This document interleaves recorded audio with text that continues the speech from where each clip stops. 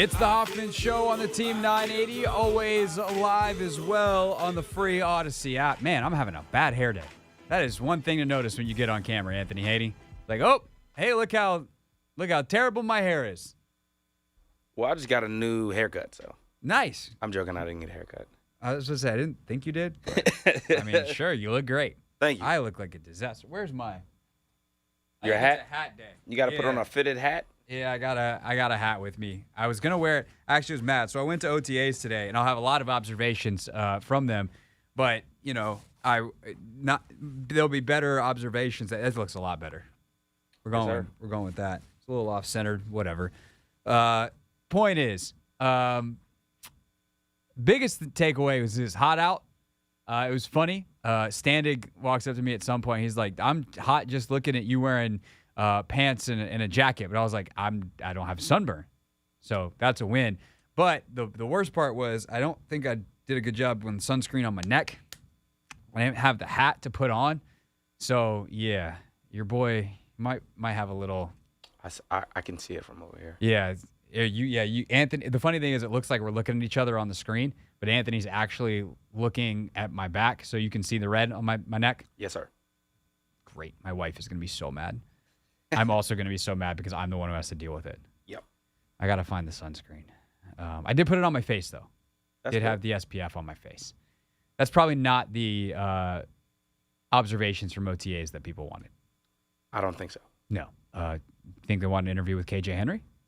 I think so. Yeah, that's coming up in 10 minutes because I talked to KJ Henry after practice today. By the way, much like J.D. McKissick in last year's training camp interview, can't get through an interview without a guy swearing. I don't know what it is. I guess guys just are super comfortable to talk to me. Like, that's talking bleep. Like, yeah, Anthony's going to have to bleep that now. Or they might think that it's just going to a podcast that allows you to, curse on it. We do live in a podcast world. Yes, sir. Nah, this here is a big boy radio show regulated by the FCC. Yes. So here's the biggest thing I noticed today from OTAs.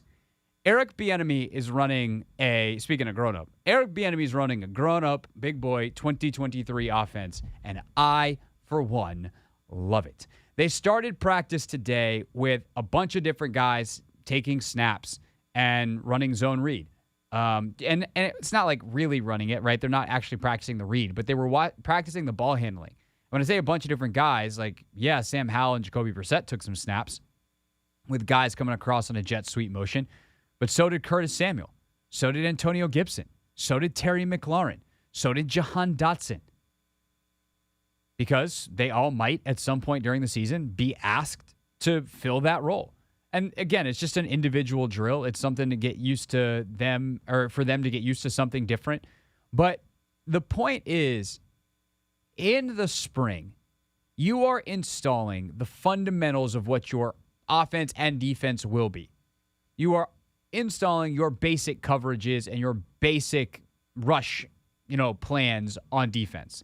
And on offense, you are installing your base pass concepts, your base run concepts. And what Eric Bieniemy says is this is all our base. There is no shortage of volume of plays for these Commanders players to learn. They're having to take extra time outside of the facility to make sure that they're on top of stuff because otherwise they will be left behind. And the thing about that is, like, that is going to open up a whole new can of problems for defenses, a whole new can of worms that will be a problem for defenses.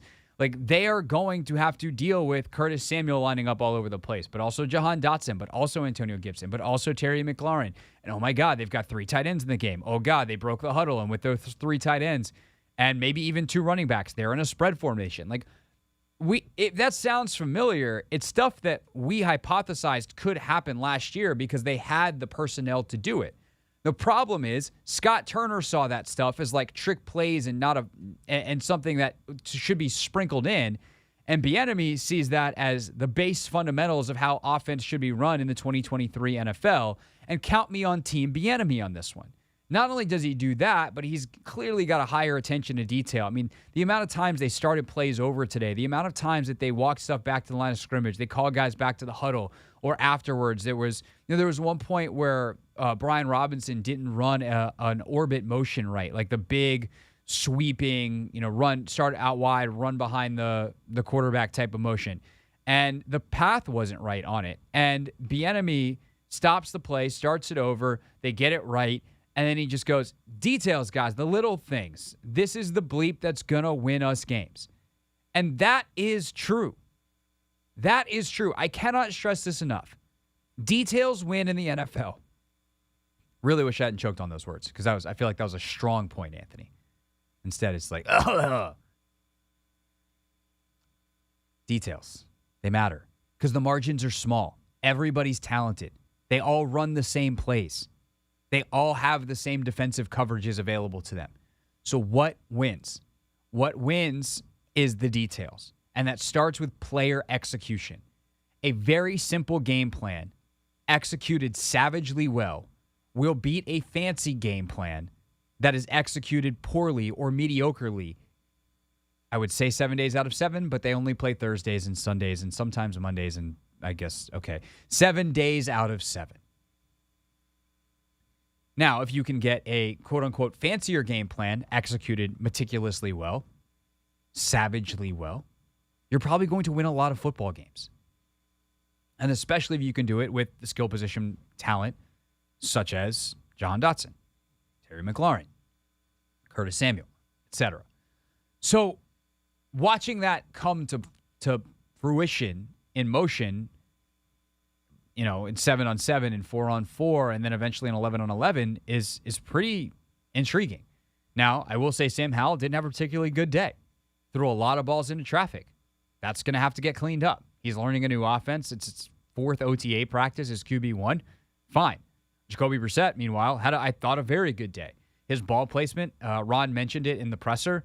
He said, ball placement is really what separates Jacoby, and he was phenomenal in that regard today. It's one day. Things happen. It's not me saying Jacoby should be the starter over Sam by any stretch of the imagination.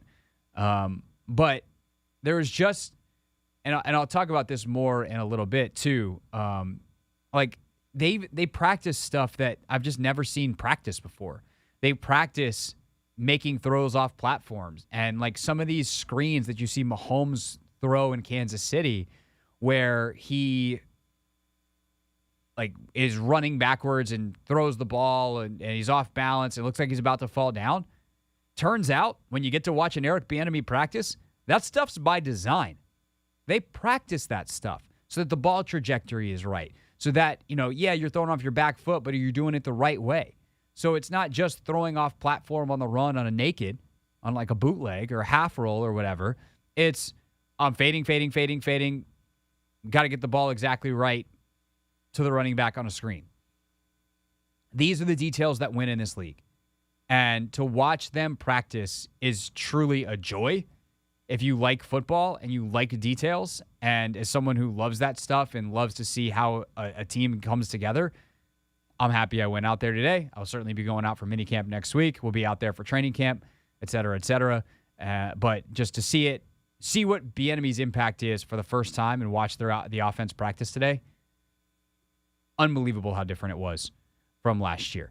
You'll hear from Curtis Samuel on this concept here in just a second. Plus, next, my interview with Commanders' 5th-round rookie, KJ Henry. It's the Hoffman Show on the Team 980, always live on the free Odyssey app and streaming live on YouTube at youtube.com/@theteam980.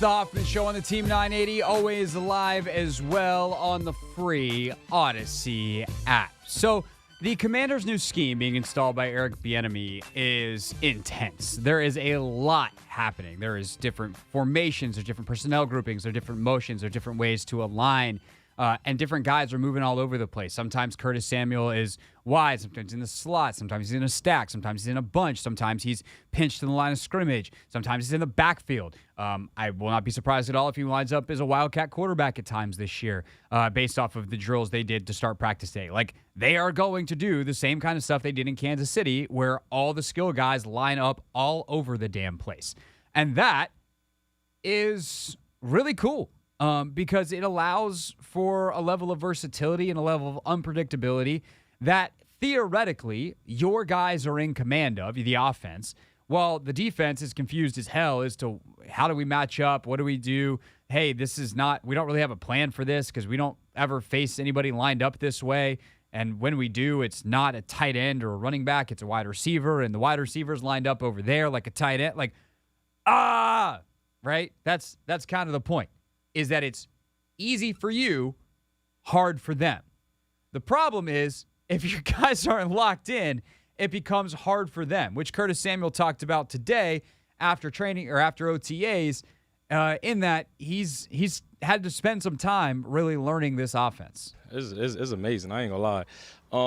It's just, I ain't gonna give too much, but it's just we do a lot, and I feel like we got the guys in our room, we got the guys on this team to be able to learn, pick things up, and and build on the offense. And that's the thing. Notice how he didn't say, "Oh, we got the guys on this team to be versatile, that are fast and quick." No, he said we got the guys that are able to learn and can pick things up, because these play calls are intricate and they are long and they are difficult to memorize, and so it becomes like learning a language. Them play calls be long. Like, you have to put in the time. I'll be out there. I ain't gonna lie, I'll be spending some time, but I put in the time outside of here, so it's just fun. He went on to say, some guys got kids, but at the end of the day, he's got they don't have school, to quote Curtis. Like, they got time. This is their job, and so they're ultimately taking the time to learn this and taking the time to, to ensure that they are prepared when they come each day. Because I'll tell you what, from watching practice today, if you're not on top of not just the general idea of what's going on, but you're not on top of the details, if you're lining up a yard left or right, if you're, pick your detail, that's your I that's not dotted and your T's that's not crossed. If Sam Howell is not on you about it, or Jacoby Brissett's not, or your position coach is not, Eric Bieniemy is going to be on you, and he's also going to be on one or multiple of those other people that I mentioned to make sure that they are on you next time before he has the chance to be. Like, no fool suffered. Nobody's feelings are spared. And it's not like he's mean. It's not like, hey, you big dumb idiot, line up over here. It's, hey, we need you here. Let's go. Get there now. Hurry. Faster. Like, and it pushes you. But I think the thing that Curtis said that was really interesting is it becomes a lot easier when you understand why. Right? If you are just doing straight memorization, you're probably not going to be very successful. One, because your memories are going to get mixed up. Is that called orange or is that called banana? Is that tiger? Is that zebra? Like, you become very confused by the fact that you're essentially learning this new language, and all the words are nonsense. If I go, hey, we're in tiger and we got X jet right, 32 flash, like, it's just letters, numbers, words, and a tiger. That's not actually, it's not English. Like, it is English, but the words don't make any sense. Except for when you speak the language, they do. And I think more than just the language, more than understanding it in that fundamental way of how to piece a quote-unquote sentence together, do you understand how to execute the thing? Do you understand how to, against cover zero, make the adjustment? Because as the clearing route, you're supposed to pull this player this way, and because it's cover zero, that player's actually blitzing, and so you have the freedom to take your route upfield. Something like that. That's a totally made-up example. I try to make it somewhat realistic based off of things that happen in football games, right?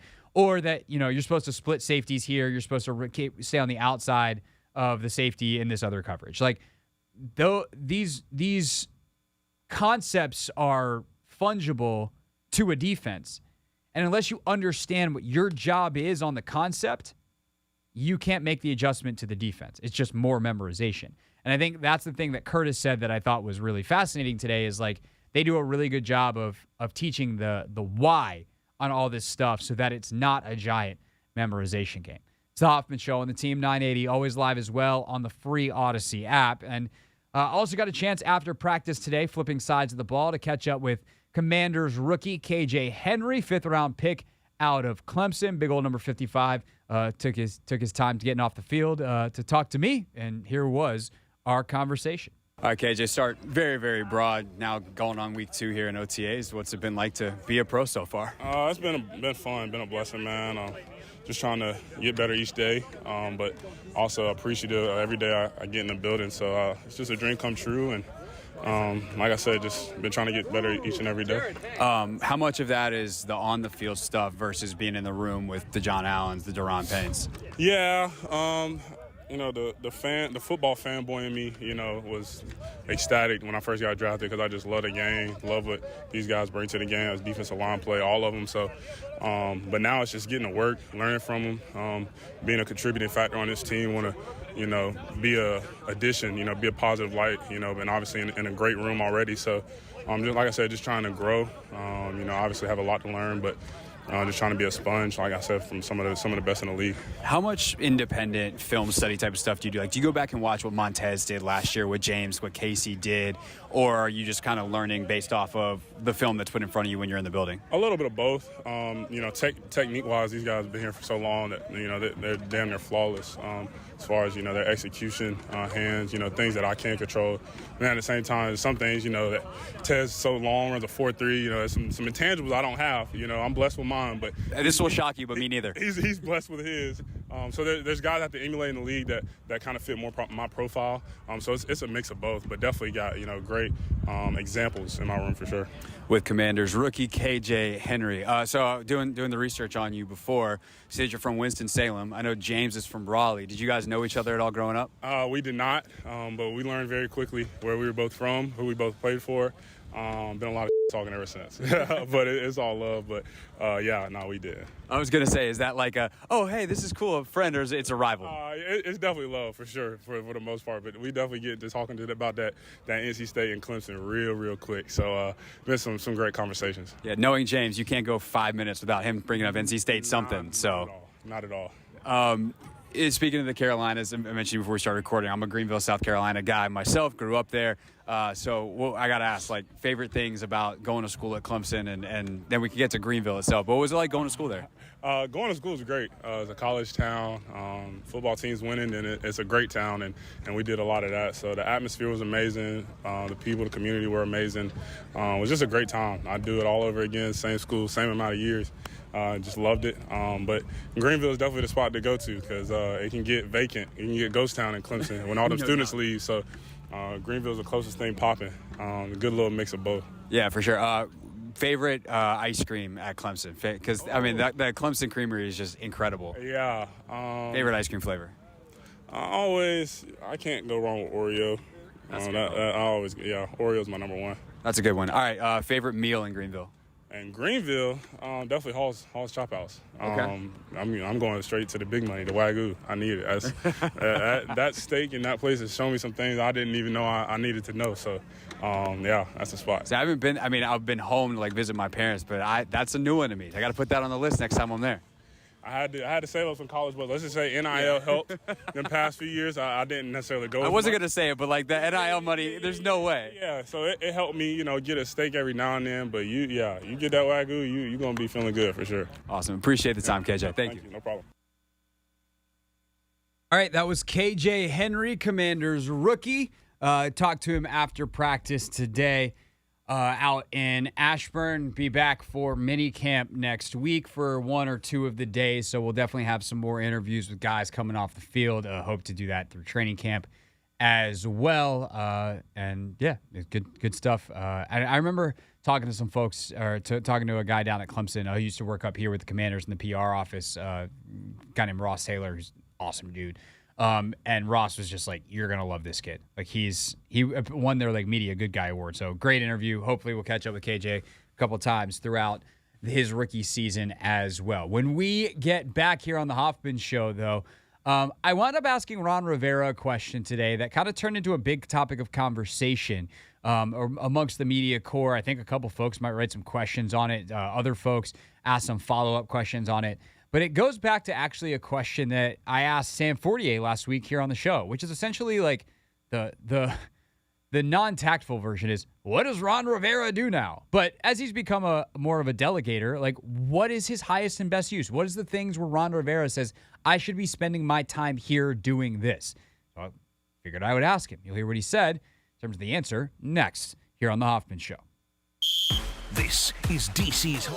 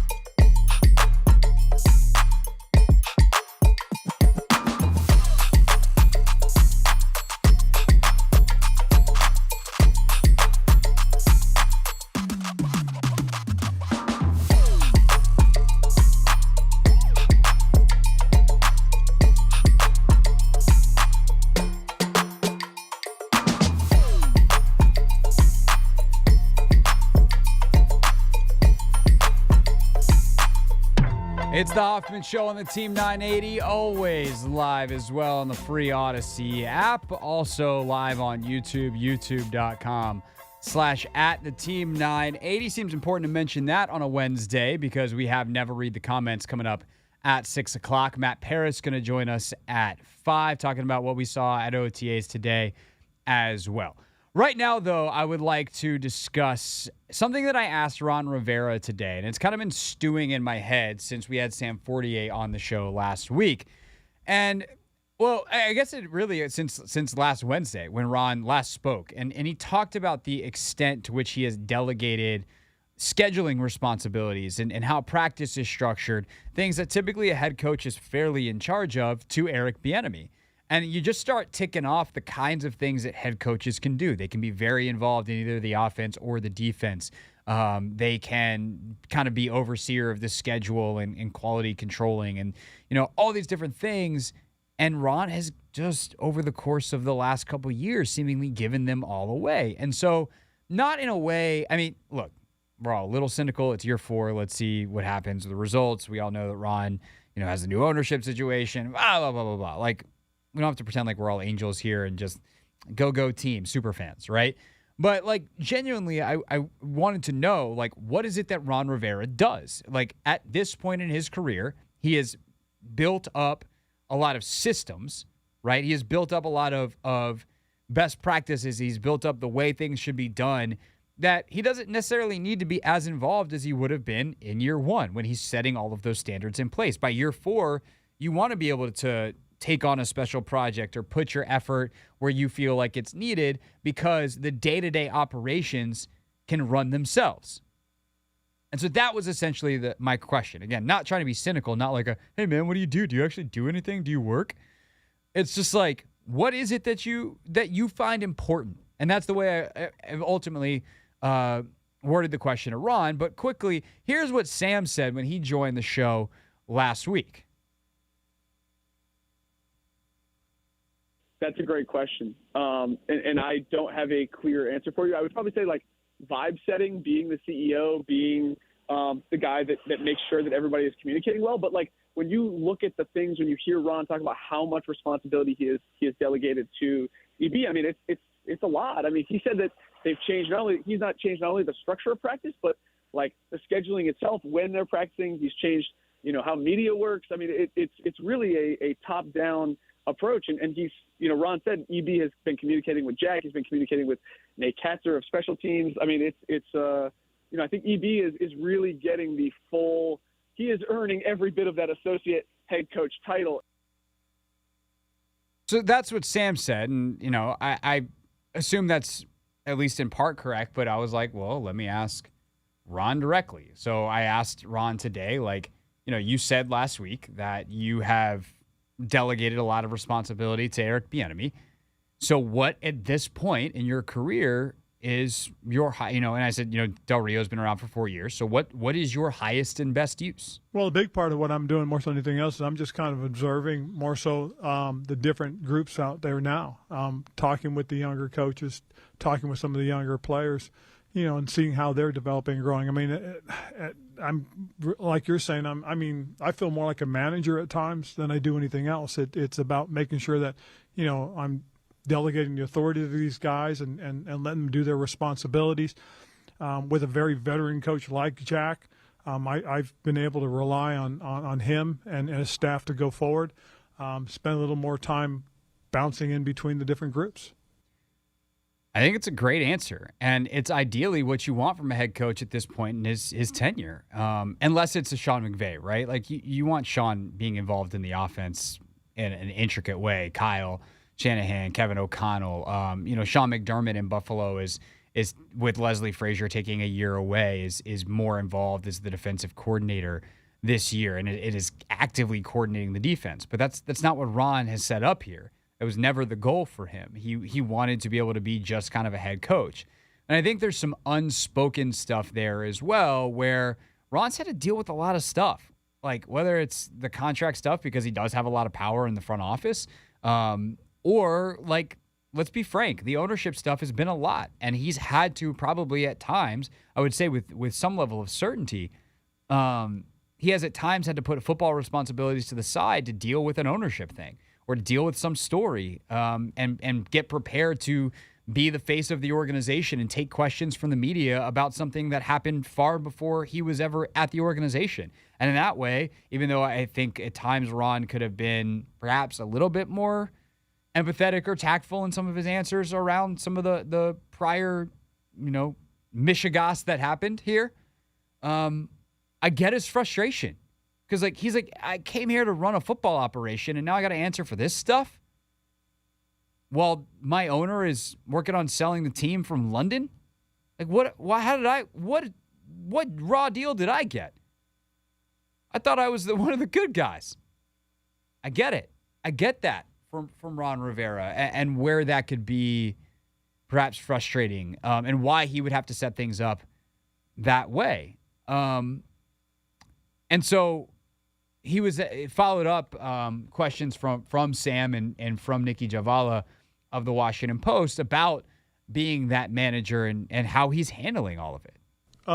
It's frustrating because, some of the things I have to manage and work around, I kind of step back and have to deal with things that aren't necessarily football related. And it does take from the time, take away from the time, and that's kind of one of the things that I'm looking forward to is, getting into a situation now where it's more focusing on managing what's going on with the team specifically. Meetings, practice, on the field, in the facility, and hopefully be able to stay just there. Is this the most you've delegated in your career, and Yes. what sort of adjustment has that taken for you personally? Well, just getting used to looking at personnel reports, and that's that's one of the things a little bit more different. Why was it important to you to make this change at this point in your career? Making the change more so than anything else, just trying to get back to just football. And I think that's one of the things that's going to come out of this for me personally. And I think getting back to, what I really do more so than anything else. And that is just strictly around the team, the players, the coaches. That's more what I'm looking forward to. And like you said, he's just trying to invest in the young coaches around him. And he hasn't had a chance to do that because when he gets a free moment where he's not managing whatever the immediate need of the football team is, especially during a season, he's having to deal with this other stuff. So I will say two things about this and having some follow-up conversations just around the field today being out there. One, going back to kind of his first answer of being investing in those young coaches, but also trusting guys like Jack, part of being a manager is not stepping on toes. When you empower people, you have to actually empower them. You have to actually give them the command and the control to do the things that you say they are, because otherwise the players or, the lower level employees, depending on what kind of power structure and corporation we're talking about, will simply know they can go around that middle manager, go to the bigwig and get whatever they want. But if the bigwig is like, no, that's your boss, go work for him, go work for Jack Del Rio, go work for Eric Bieniemy, then the players will respect those guys more. Like, that is what it means to empower those guys. Now, by the same token, it is your responsibility to make sure that those guys have the train on the tracks going in the right direction, which I would say is my gripe with Ron Rivera last year. Was it seemed like he knew Scott Turner was doing some things that were not good, and he didn't stop them. He just was like, well, let's see if Scott figures it out, and if he doesn't, we'll fire him. And so they fired him. And it's like, well, what about the fact that you were on the verge of making the playoffs? It seems like you probably should have done something. But then again, I think Ron probably inserted himself by inserting Wentz back in the lineup, and so maybe that theory dies on the hill there.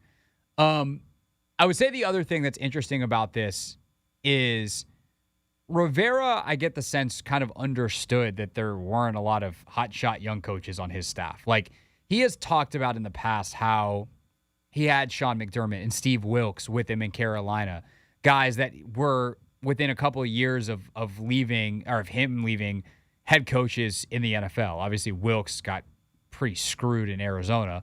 But Wilkes, a guy who's still, I think, an NFL head coaching candidate. McDermott's been in Buffalo ever since he left Carolina, has been great. There were other coaches on that staff that have elevated and done good things in a variety of places in roles that were bigger than the one they had under Ron in Carolina. And last year, they just didn't have that here. There's nobody on either side of the ball. Maybe Chris Harris, the defensive backs coach, who was kind of an emerging potential future head coach. Obviously, you bring in Bieniemy, he's one of those guys. Pritchard, the quarterbacks coach they brought in from Stanford, I think is one they're thinking could be one of those guys. Obviously, Drew Terrell left. He might have been the other guy that was intriguing as a young wide receivers coach, but there just wasn't that level of talent, and part of that is a development.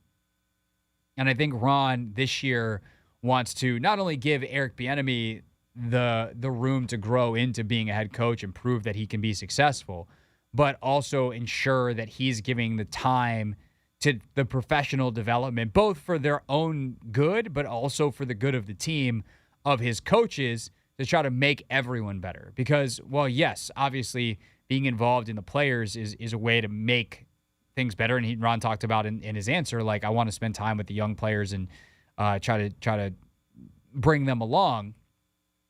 The way you can raise the most, or the way you raise more players is by having good coaches. And so we'll see if that ultimately pays off. I also, like, let's be blunt about this. Like, I think we all trust Eric Bieniemy more than we do Ron Rivera with schematics and game management and all that kind of stuff. So good. Like, I'm fine with him taking on more responsibility. And the question is then, what is Ron's value to the team? Is he going to be a guy that can help elevate everybody by doing a good job of quality control? Or is he someone who is kind of hands-off, doesn't really have an impact, and then on game day calls a silly challenge or a silly timeout, and he's a net negative on the team? And that we're not going to know till the fall. But he is the idea that he is hands-off, the idea that he is delegating a lot, I think a lot of people will immediately jump to being a negative, and that's like, well, what does he even do? He's the head coach. And I see it as him having put a lot of systems in place that will work, and they've got good people in the right places, and it's just Ron's job to not mess it up, essentially, in the fall, and that's a credit to him, not some kind of detriment. It's the Hoffman Show. We're on the Team 980. We're always live as well on the free Odyssey app. Coming up next, you'll hear a little bit from Sam Howell. Also can take a couple of calls from you on the Rivera thoughts. 301-230-0980. 301-230-0980. Then Matt Paris at 5 here on the Team 980.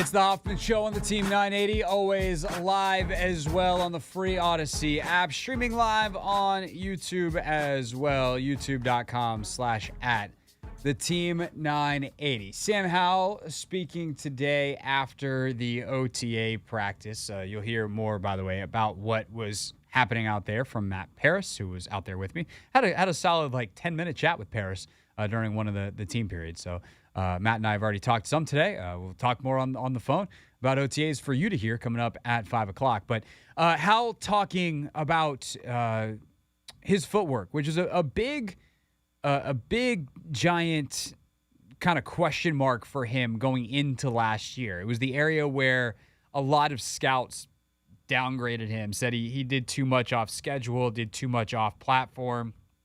He's got a good arm, but it only really shines when he sets his feet and drives, and he doesn't do that all the time. Obviously, there's a timing and rhythm element to footwork that, wasn't he struggled with, I would say, in the spring and in the summer last year, but got a lot better, and it's a huge part of the current offense. And so he spent a lot of time working on it, studied some of Patrick Mahomes, and was asked today about how that progression is going, getting better each and every day on the footwork department. Yeah, I feel like I'm a lot better. I try to get better every single year, especially when I have a long break like that. And being back with my quarterback coach, Anthony Boone, back home, he did a really good job. And really kind of before I got here and because I really couldn't learn anything until I got here. So it was once I knew we had EB, I was kind of watching Kansas City film and kind of seeing what they were doing. And so I feel like I was able to kind of match my footwork up to what they're doing in Kansas City. And I feel like I'm matching up pretty well out here. So one of the things I noticed today that I thought was pretty fascinating is how often they practice the off-platform stuff. That it's, hey, this screen pass is going to be a fake handoff this way, or run and retreat the other way. And then as I'm falling down backwards, almost, to the point that you're so off balance, you're just going to fall backwards on your butt. You're going to loft the ball over the defenders and hit this screen pass. Or we're going to fade hard left and throw a sidearm ball back right to get the screen pass off. And a lot of it is on the screen plays. They're obviously shorter throws, so there's less risk. But I was I would say both amazed and impressed, just because I've never really seen that before, to really intentionally practice throws that seem like they have bad mechanics. So I asked Hal at the end of the media session if that's something he's worked on ever with coaches before, and he said he actually has, including with his private quarterback coach. So my quarterback coach back home, Anthony Boone, that's a really big thing that he focuses on, is making those off-platform throws, just because everyone knows in this game you're not going to be sitting back there in a clean pocket most of the time. You're going to be trying to avoid a guy and try to make a throw, so you're going to be off-platform a lot. So that's something that we focus on back home when I'm home training, and even while I was here last year with Coach Zampese, he did a really good job of that stuff, and he's really good at the fundamental side of the game. And when we get some any time here with Tavita, obviously we haven't had much time, just only I think this is our fifth practice, but so we try to squeeze some of that stuff in as well. But I've had some awesome coaches in my life, and it's just been awesome to be a part of it. I mean, that's great that he has worked on all that stuff. It is also so instinctual. Like, there is a feel to that of the when you're falling backwards and doing this and that, like, do you have the right touch on the ball? Because you can't just loft it because guys are coming to try to pick it off. Or your running back's going to get killed. So but you also can't just throw it straight to him, because you probably have to throw over the outstretched arms of a defender, which is extra important when you're 5'10", 5'11", 6 feet tall, however tall Sam Howell was. I think he's a little shorter than me, and I'm 6 foot on the nose. So take that for what it's worth. We didn't do the old school stand head to head, turn around, see who's taller bit. That would be kind of a funny one, though. Do you think you're taller than him? I think I am. Especially right now. I know I got the hat on because we discovered at the start of the show that I'm having a terrible hair day. But especially he keeps his hair a little shorter. I think my volume, my poofiness in my hair definitely, easily got him. But I think even if you smush the hairs down, if we got the Anthony Haney haircut, I think I'd still have him. Yeah. Some waves? Yeah. Nice. Do you think you guys are the same build? What? I'm curious. Sam Howell, height, weight.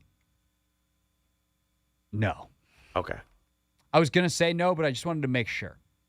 Sam's got me by 30-something pounds right now. 30? He's listed at 6'1", 220. He's not 6'1". He's about 6 foot. But he's definitely all of 220. He's pretty thick, dude. Like he's not, by the way, holy crap, Emmanuel Forbes' legs are skinny. Dude, man. Did you go out there last week? Have you seen him in person yet? Nah, I haven't seen him in person, but I keep seeing pictures, and I'm just like, good gracious. That boy look like a gazelle. Your arm, which is just flexing, popping that tricep right now. It's the size of his leg. That's the size of Emmanuel Forbes' leg. Are you saying my arms are little? No, they're big for arms. They're small for legs. Oh, yeah. That makes sense. Yeah, he's got arm-sized legs. Yeah, we wear the same weight. You and Emmanuel Forbes? Yes, I'm like 162, so he might got me by like 5 pounds. But I'm also only 5'8", and he's like 6'1". Yeah, he plays physical. Like, he's making plays. I got no qualms. Yes, sir. Damn, that dude's got some skinny legs. Nickelback, though. That was an interesting thing. Ron, he's been lining up there, and Ron mentioned that today. They said they really have been impressed by his quickness inside and that he can actually keep up in the slot. I'm kind of thinking that might be, like, we talk about so much of the versatility on offense, and they're going to move Curtis around and move Terry around, move Jahan around.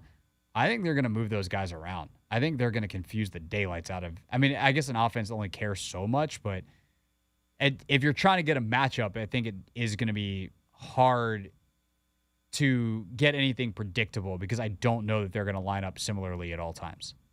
Yeah, the only person he didn't say was in the nickel was Kendall, which makes sense, though. Yeah, there was a follow-up later, and he said, like, we still might play with that. Like, there's certain situations. Because remember, Kendall played some safety, too. So, like, I think there's going to be some times where maybe it was more of like a Buffalo nickel kind of player. Like, I think that is a very significant work in progress, and they've been very impressed with how both St. Juste and Forbes have performed so far, where it's the opposite of when Brandon Sheriff got here and they put him at tackle and went, nope, never mind, you're a guard. And he's, an all-pro at guard, but it seems like with Forbes, they're like, oh, that could work. He's nasty. Okay, cool. Let's figure it out. But he got some skinny legs, and Sam Howell does not. That was where that segment ended. Matt Paris, apropos of none of that, joins us next here on The Hoffman Show.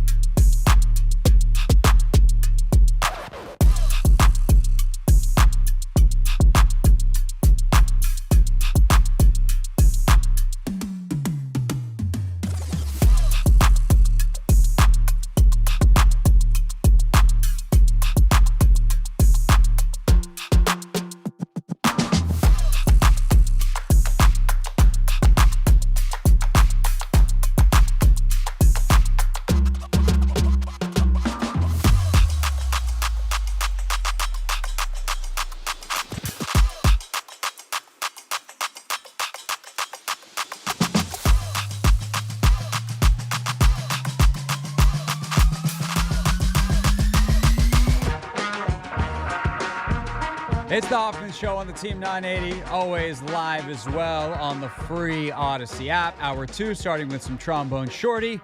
You're welcome. You're welcome from Sir Anthony Haney. Of course, it's Hour 2, and it's starting, which means it's time for Not My Beat. Today's top story from the perspective of someone who's there. You are looking live. This just in. Not My Beat. We welcome in a man who spent time, talking to me at OTAs today, amongst other things, paying attention intently to practice, dreaming about his Denver Nuggets winning the NBA Finals. Ladies and gentlemen, boys and girls, the one, the only, Matt Paris. What's up, buddy? Nothing. Maybe spending a little more time thinking about the Nuggets winning a championship than watching practice, but I did quite a bit of both today, so I feel ready to go. Yeah, you also did a podcast with Standig in the middle. You guys are just over there in the middle of team drills, yapping. What if something happened after you got done recording? Did Standig think of that? Oh, go ahead. You still there? We got you? We got you, Matt? Yeah. Okay. Sorry, I cut out for a second. What's up? Okay. So enough about Standing's podcast. He can promote that on his own time. I will say, Matt, I was I knew that obviously Bieniemy had made a huge difference, but I was blown away to see the creativity and just the volume of plays that they have already installed, the volume of concepts, personnel groupings, all that kind of stuff. What have been your impressions of kind of the Bieniemy effect on this offense and on this football team over these last couple of weeks of going out to Ashburn? Yeah, it's really, really noticeable. I think you came out on a great day for that in particular. The level of detail that's stressed during these practices is something that's jarring. As my going into my 7th season on this beat, and coaches, John Masco was someone who used to really get on players, Pete Hainer as well, but in terms of stopping practices and kind of that constant getting on guys, Bieniemy is a little bit different that way, and I think it is a positive for them. We were talking to Brian Robinson after practice and asking if that level of detail was new, and he said, yeah, it wasn't necessarily a shot at Scott Turner, but it's definitely just a stark contrast to how things were run, and it's especially out at practice because you never know how these guys are in meetings. I mean, Scott Turner maybe could have stressed details we weren't seeing, but when you see in person, it has an effect. Right, and that's the thing. Like, the only guy that I feel like I covered, and, I guess you were a year or two after this guy left, would have been McVay. Right. I think that was, I wasn't there for that. Right. And even Sean, I mean, a much younger coach then, I'd be curious how he is as a head coach now. Jay obviously was pretty hands-on with the offense, but even Sean didn't, I think, go to the level that Bieniemy does in terms of stopping stuff. And I'm also curious, too, like, on that vein, what you made of Ron giving Eric this leash and what he said in response to the questions that I asked, and then Sam and Nikki followed up on today about Ron kind of becoming this delegator and giving this much power to an assistant coach.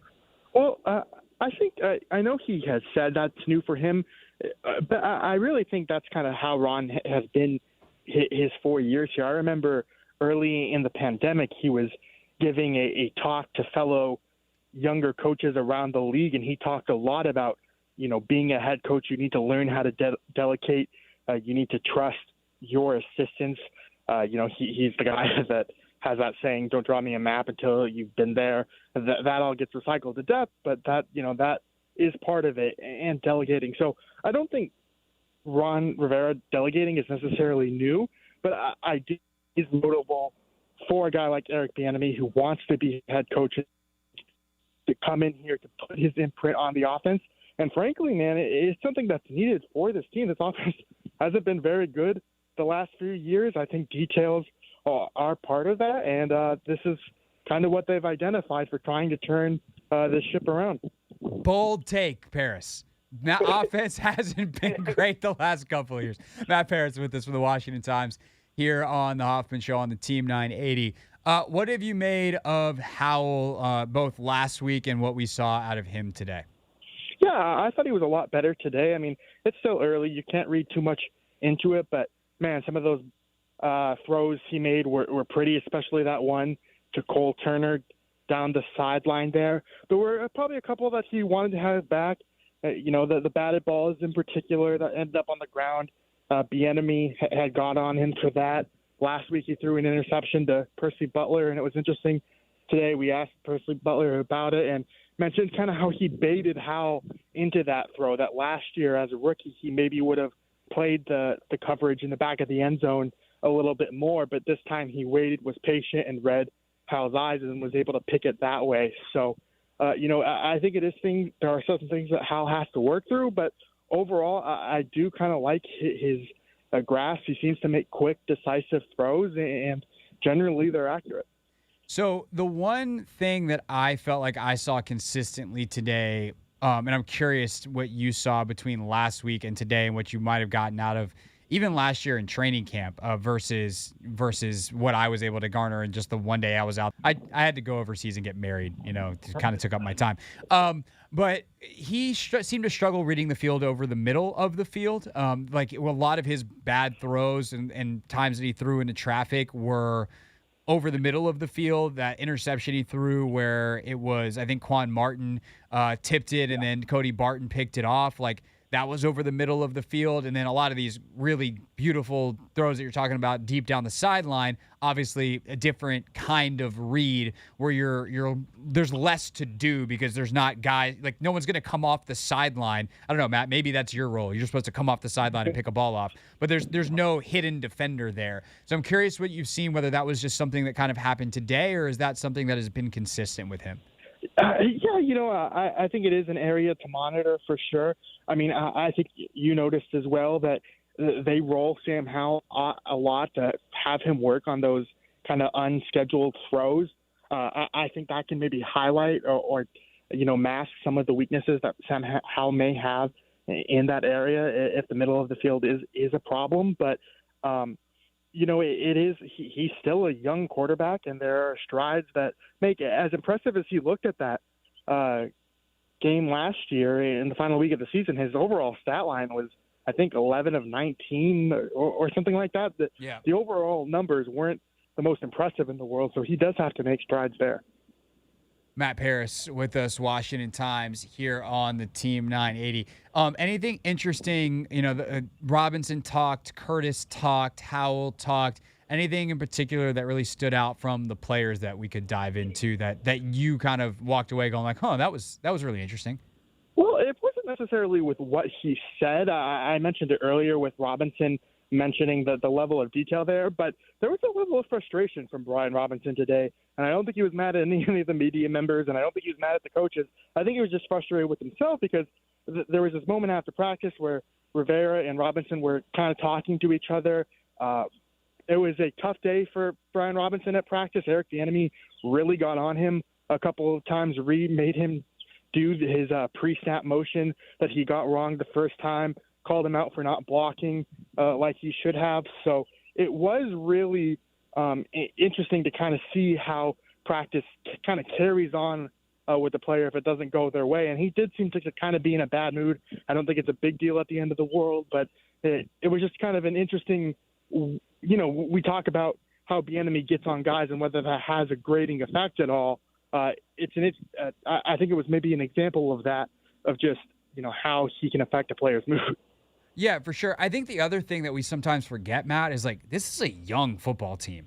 Brian Robinson's young. That actually struck me when we were talking to Percy Butler afterwards. They're out there running around. They're in their helmets. They're in their shoulder pads. They all look like superheroes. And then Percy Butler comes to the backdrop, I guess, to the microphone. And you're like, oh, right. You're 23 years old. You are a child. And he's got no pads on. He's still a big athletic dude, but it's just you see his face and you're like, he's a baby face. And I think that sometimes we forget that these are mostly extremely young men who are playing an incredibly intense game, and there's repercussions of that, positive and negative. Yeah. No, and I would say at least from a youth standpoint, their best players are guys that are veterans. Jonathan Allen, Deron Payne, even Terry McLaurin now has been around for a bit. So I do think they can rely on experience there, but guys who are going to be counted on, like a Derek Forrest, Cam Curl is still relatively young, even though he's entering his fourth year. in the league. So, yeah, it can be jarring at times. And, you see that on the field and off it. Yeah, I will say, speaking of like veteran status, it was jarring when you just said 10 minutes ago, this is your 7th season. How is it your 7th season? I think I'm counting it right. Last year, I'm not doubting you. I'm just saying, when the hell did that happen? I don't know, man. It's weird. I mean, I'm a nobody, but people are starting to, talk to me a little bit here. Like I've been around for a while, and yeah, I have been. So, yeah. What does that make me, Anthony? Am I on the verge of death? What's going on? Is Keim on his 8th life? Never mind. All right, we don't need to bring cakes into this. Matthew Paris with us from the Washington Times here on the Team 980. One thing that I thought was really interesting, both from practice and then Ron's comments on it, Ron spoke before practice for those that don't know, is they're messing around with Emmanuel Forbes in the slot. And Ron's quote was like, we're really impressed with his quickness there. What do you make of that? And what is the likelihood that you think that actually, runs its course and he's playing whether some or all inside during the regular season? Look, I would be surprised if he were there in the regular season. I get trying it out because you do kind of have this logjam all of a sudden of Kendall Fuller, Benjamin St-Juste, and Emmanuel Forbes. 3 guys who are seemingly best on the outside, but there are only 2 spots for them. So you've got to find, I think, some way to make it work. But I think the thing that's interesting with Forbes is, and I was kind of talking about this on the sideline, I don't know if it was, can't remember if it was with you or maybe Standig or someone, but, Emmanuel Forbes, his key, or, the reason they drafted him was to force interceptions or grab interceptions. And, he's such an instinctual player, but if he's learning a new position, can he be as instinctual? Is he still going to be able to produce turnovers like he has in college if he's learning a new spot? So I think that's kind of why I would lean toward him sticking on the outside. But, that's just maybe thinking about it for 5 to 10 minutes, and we'll have to see how the rest plays out. But that's my first take on it anyway. Yeah, no, I think that's certainly an interesting point. And the other thing that I can't determine with him, and you've obviously seen more of him this spring than I have, but I'm curious to watch as we get into minicamp next week and then ultimately training camp, and especially when the officials show up. He is so physical, which is great, until they start calling you for pass interference or holding. And there was that play today where he has a pass breakup on McLaurin and kind of knocks Terry down in the process of breaking up the play. And I don't know whether it was like a friendly back and forth or whether Terry was a little bit ticked, but Forbes extends his hand to like help Terry up. And it might have just been like nah, man, like you're on defense, I'm on offense. You're not helping me up. That's how this goes. It's like you're an opponent. But there also might have been more there. Like, do you think Forbes is making a lot of plays, or is he setting himself up to be called for a lot of penalties from what you've seen through these 2 weeks? I think he's just making plays, but I will say, I mean, the types of corners that this defense likes, these coaches like, kind of are like that. I mean, if you think about Benjamin St-Juste, he's been called in the past for, a couple holding, pass interference penalties. They do like their kind of handsy corners. William Jackson, I think, took that to an extreme, and that's why he's not here anymore. But they do like these kind of physical corners to get in guys' faces, and I think they do encourage them to play that way. Maybe not in OTAs, given that they lost a week this year because of a hard hit last year. But generally, I think coaches view that as a positive thing. Last Commanders thing real quick, and then Matt is a big Nuggets fan, so we'll do a couple minutes real quick on the NBA Finals.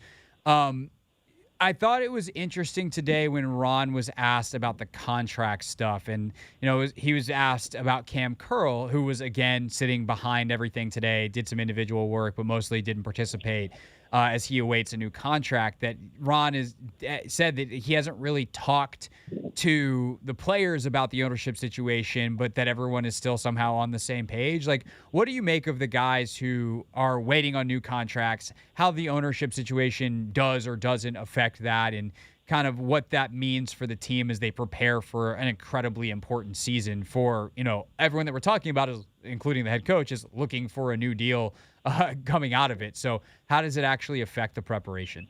Yeah, I don't know necessarily if it affects the preparation. I mean, for a guy like Curl and Sweat and Young, they are sitting out. Young and Sweat physically aren't there. Curl is managing his workload. I guess my question with it is, and we didn't have time to follow up on it today, but does it prevent them from still, negotiating with these guys as agents to get a baseline of what a deal might look like, work with if, a new owner comes in and they can speed the process along, or do they have to effectively start over? I'm kind of wondering what the conversations are like with Curl's agent, but, I'm sure Rivera wouldn't tell us that anyway, even if we did ask him. So, but that's kind of what I took out of it anyway. No, but I do feel like we get a very high-quality word salad out of it. So that's worth something. By the way, same question that I have with Kristaps Porzingis and his agent and the Wizards as they, get their new guys in place, Michael Winger and whoever they're going to hire as GM, hopefully soon. Speaking of the NBA, see, that was a transition, Paris. You see what we did there? A solid pro. That got to be something. They pay me, so by definition, I am a pro. It's Matt Paris is our guest from the Washington Times, not only covering the Commanders, but covering all of DC sports, including the Wizards and the NBA, but is a big Nuggets fan. How did you become a Nuggets fan? Are you from Colorado? Did I miss that? Why are you a Nuggets fan? Yeah, so I grew up in Illinois, but I lived in Colorado from 5 to 12. So when Carmelo was drafted, that was kind of me switching over. I actually grew up a Utah Jazz fan because my parents are from there, and I was a big fan of Karl Malone. Yikes, hasn't aged well, but and so once Carmelo started there, I was living in Denver living in Littleton at the time, and became a pretty big Nuggets fan and have stuck with them since. So yeah, this has been this core has been together for about 8 years now, and it is very sweet to see them finally at last. My childhood was them getting just bounced out of the first round over and over and over. I was thrilled when they finally, a few years ago, they beat the Spurs to get in the second round in the Game 7. And now I couldn't believe they swept the Lakers. So very looking forward to the game on Thursday. Yeah, definitely. And by the way, Anthony, on behalf of the Syracuse Mafia, we would simply like to tell you, Matt Paris, you're welcome for Carmelo Anthony. Yeah, I appreciate it. Yeah, that's just officially from us to you. You're welcome. Prediction for the series? I like the Nuggets in 5. This has been a matchup that has been very favorable to them in the regular season the past couple of years. That might not mean much in the long run, but with Miami going 7 against Boston, Denver having home court, the altitude should pay to their advantage. And, you would like to think that Miami's role players can't keep playing like this, famous last words, of course, but I think Denver does a lot of things that should be able to, match up with Miami well, particularly the way that Miami likes to play zone. You can't really do that against Denver because they have so many good shooters, and Jokic is the best passer in the world. So good luck. Yeah, no, definitely. Having a 7-foot guy who can stand at the free throw line and then be the best passer in the world definitely is a bad thing. On behalf of the Syracuse Mafia, we can confirm that will destroy his zone. Also, to your point on Miami's role players, the Heat shot 58% on open threes in the Boston series. That is literally the highest in any series in the NBA in the last 10 years. So I would say the math is on your side, Bat. Right, But I would say that, but also Denver's role players have shot the lights out too. KCP, Bruce Brown. Yeah, that's true. Does Wizards reporter Matt Paris just hate Nuggets fan Matt Paris for KCP and how well he plays? It is interesting. I was surprised that Will Barton didn't pan out here. Maybe it was biased. You and everybody else. Yeah, I thought he was a better part. Monte Morris played fine, but I thought Barton could have been an important piece for them, but he just kind of fell off a cliff. So, yeah. Tommy Shepard made the Nuggets and the Lakers better this season, and kind of failed to make the Wizards better, and that's why he's out of a job, unfortunately for him. Yep. That is well put. Succinct, Matt Paris. Great stuff, sir. Good to see you today, and I'll see you next week out in Ashburn. Thanks for coming on the show. Absolutely. Yeah, take care, buddy. All right, that's Matt Paris, everybody, with us here on the Hoffman Show. When we get back, Take Command Wednesday, Logan Paulson and I explore a very intriguing question about the Commanders' offense. Who's the gadget guy? Is it Antonio Gibson? Is it Curtis Samuel? Is it insert option 3 here? You'll hear the discussion next on the Hoffman Show on the Team 980 and always live on the free Odyssey app.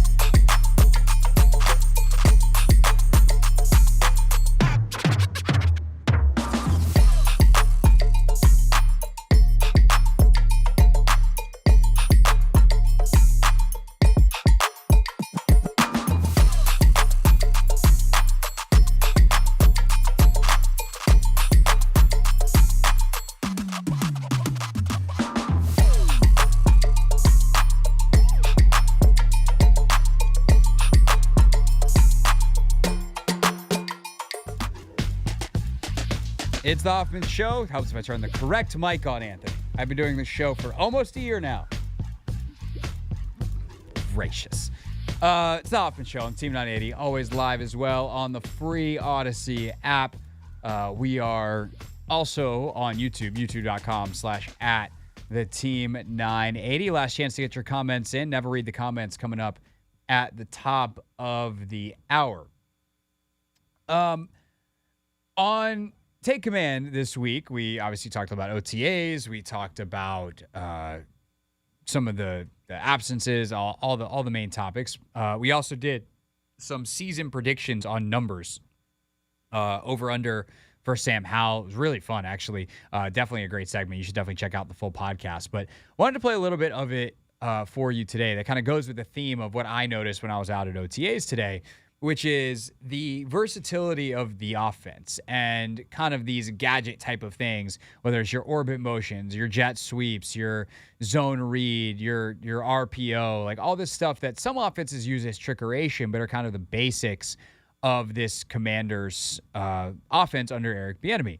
And actually, before I even play you the Take Command clip from today, here was Curtis Samuel asked today about generally the versatility that he has and the coach's ability to utilize it. I mean, they move me around a lot more, and I think in order to keep doing it, I have to show them, that I can do those things, that I can understand the playbook as a receiver and also do a lot of other things.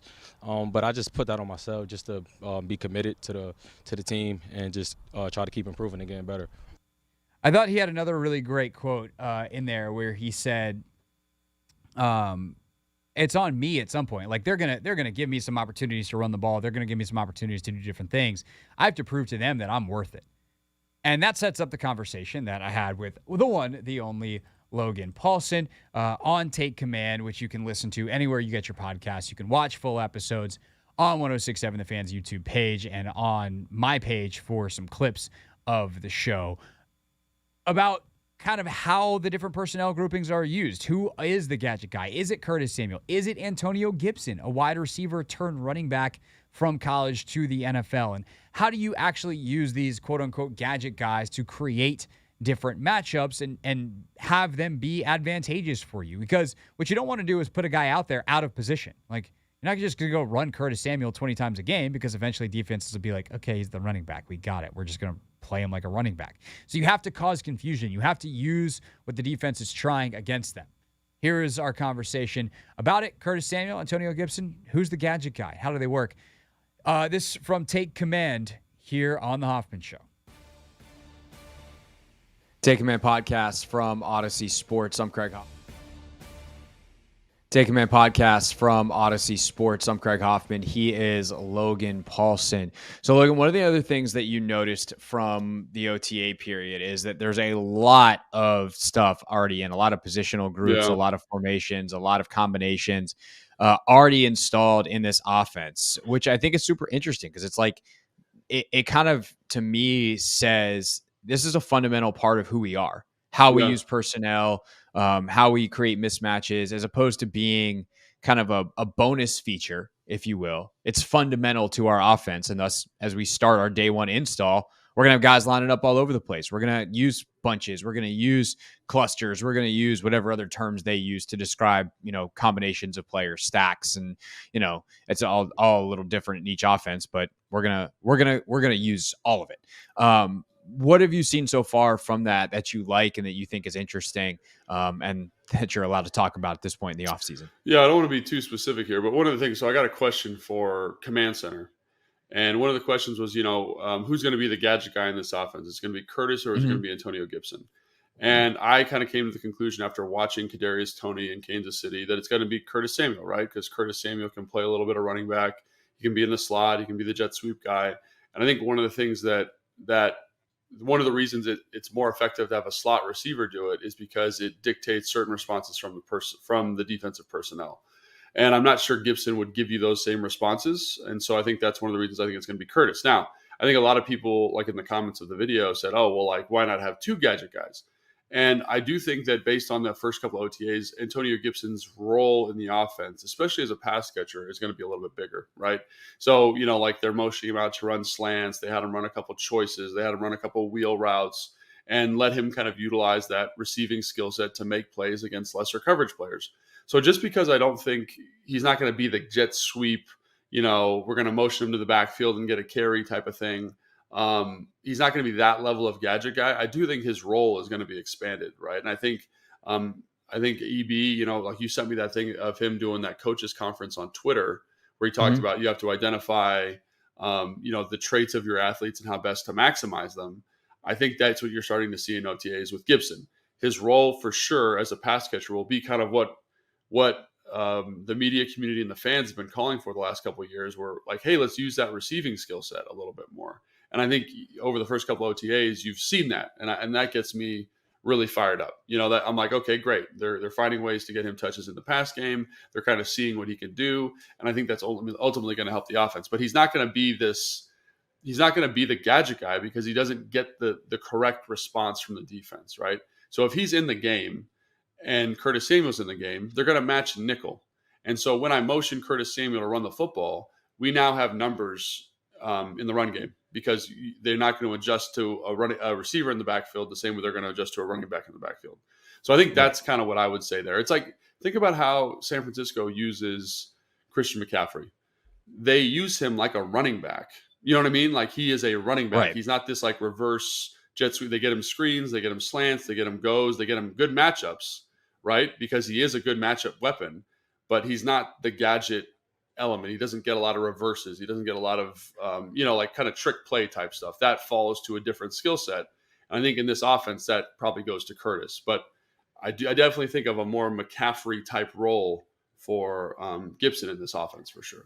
Yeah, which is great because that does mean you can start him in the backfield, motion him out, and have him do wide receiver stuff, and you might draw a linebacker depending on what personnel group is in. You put him and Robinson in the game together. They go with a base defense. All of a sudden, you run or you motion Gibson out of the backfield. He runs a choice route on a linebacker, and that guy's dead. Like that's easy pickings for Sam Howell. What they did the other day, which is exactly to your point, Craig, and I didn't bring it up, but they came out in 21 personnel and they motioned to not empty, but they had Alex Arma stay in the backfield as the running back. And then Gibson is the isolated receiver to the Arma, right. The tight end fullback guy, for those that don't remember. Probably more of a fullback, but I think he fits that fullback role nice. He carried the football a little bit at Carolina and catch the football well. I think he's a very good, very like DY kind of fullback, real young type of fullback. And so they motioned him out to the right by himself in isolation. He drew a favorable matchup. They motioned the tight end out to the left in like this empty kind of ish spread look, and they threw a slant to him, and he made an excellent catch on the football, and he beat a corner. So I was like, that's what you're looking for from that kind of role. You know what I mean? It's not like It's just, can we find different ways to get him touches? And I think having a fullback, having tight ends, having all these kind of flex pieces allow you to do that a little bit more effectively. Yeah, definitely. And then with Curtis, like I just laughed when people were like, "Oh, are they going to cut Curtis Samuel? Are they going to cut Curtis Samuel?" I was like, "No, this is the thing that they've been waiting for Curtis Samuel," which is hilarious because Scott Turner was with him in Carolina. But like, this is Curtis Samuel. Should be Curtis Samuel's dream role. He's a very solid like wide receiver who just lines up and runs routes and catches balls and is good after the catch and all those things. But you get a chance to maximize his skill set and get him in the backfield some, run, get him some carries, whether it's just halfback dives type of stuff, because he can run between the tackles, or the reverses, the jet sweeps, all that kind of stuff.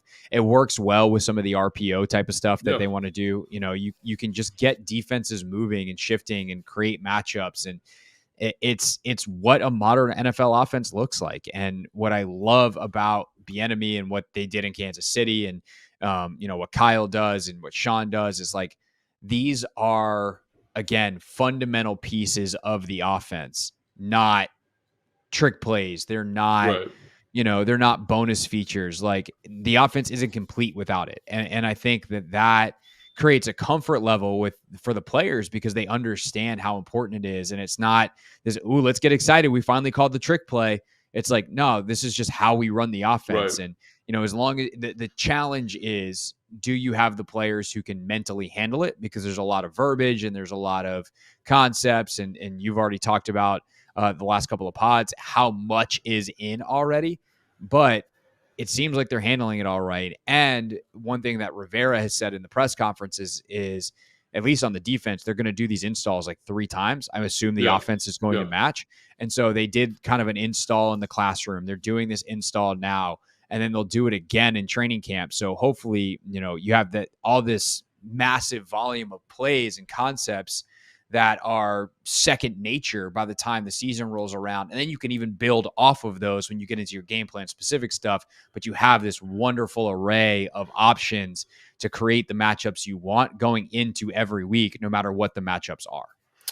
Yeah, I think that's a really nice way of putting it. This is just offense, and we haven't even talked about the tight ends yet, but I think that group kind of shows you, in addition to the Curtis Samuels, in addition to the Antonio Gibsons, it shows you the way the NFL is going. So they get in 13 personnel, not a ton, but I'd say probably out of 50 plays in the practice, maybe 15 reps, which is a good amount, and it's not like they're running the football out of 13. It's like they're running their base concepts out of 13 personnel, trying to dictate certain responses from the defense, and, finding ways to get Cole Turner on a drag route or a corner, and have Logan Thomas run this big out. You know what I mean? Like, they're utilizing skill sets, and you're utilizing the skill sets to create matchups. Ultimately, is what you're doing. So it's not like, I think that's maybe a better way of looking at it, Craig, and you pointed this out. It's not a gadget guy. It's like, how do we get the best matchups here for our team based on personnel,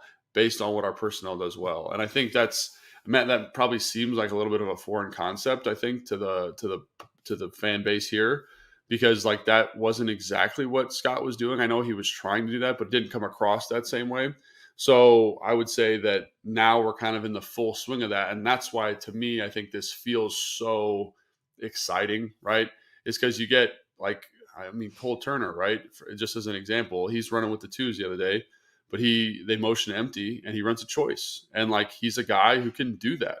He can run choice routes. And like last year, it was like, if McKissick isn't running choice routes, like, no one's running choice routes. And when you look around at the NFL, like, teams that can get to that route concept in different ways, especially on third down, are more effective football teams. And so now you've got Gibson running choices, you've got Curtis running choices, you've got Cole running choices, you've got Logan Thomas running choices. And all of a sudden it's like, now let's see who's the best at it and can put our offense in a good situation to be successful.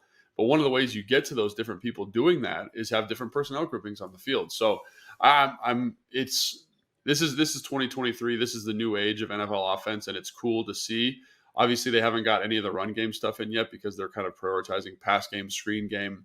I don't think they've run one run play since the start of OTAs, maybe one. So I think you said 2 the other day. Yeah, 2 the other day. Yeah.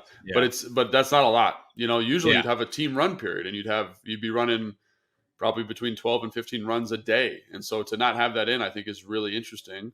But I do think it allows for a sharpness and a dexterity in the passing game that is great to see at this point of the offseason in conjunction with some of these different roles in the offense. So that's been really cool to see. You know what I mean? It's been really cool. And I think I get the sense that EB's kind of playing with some stuff a little bit too, to kind of see what he likes best. And, like guys have just really stood out in a dramatic way, which has been cool. So.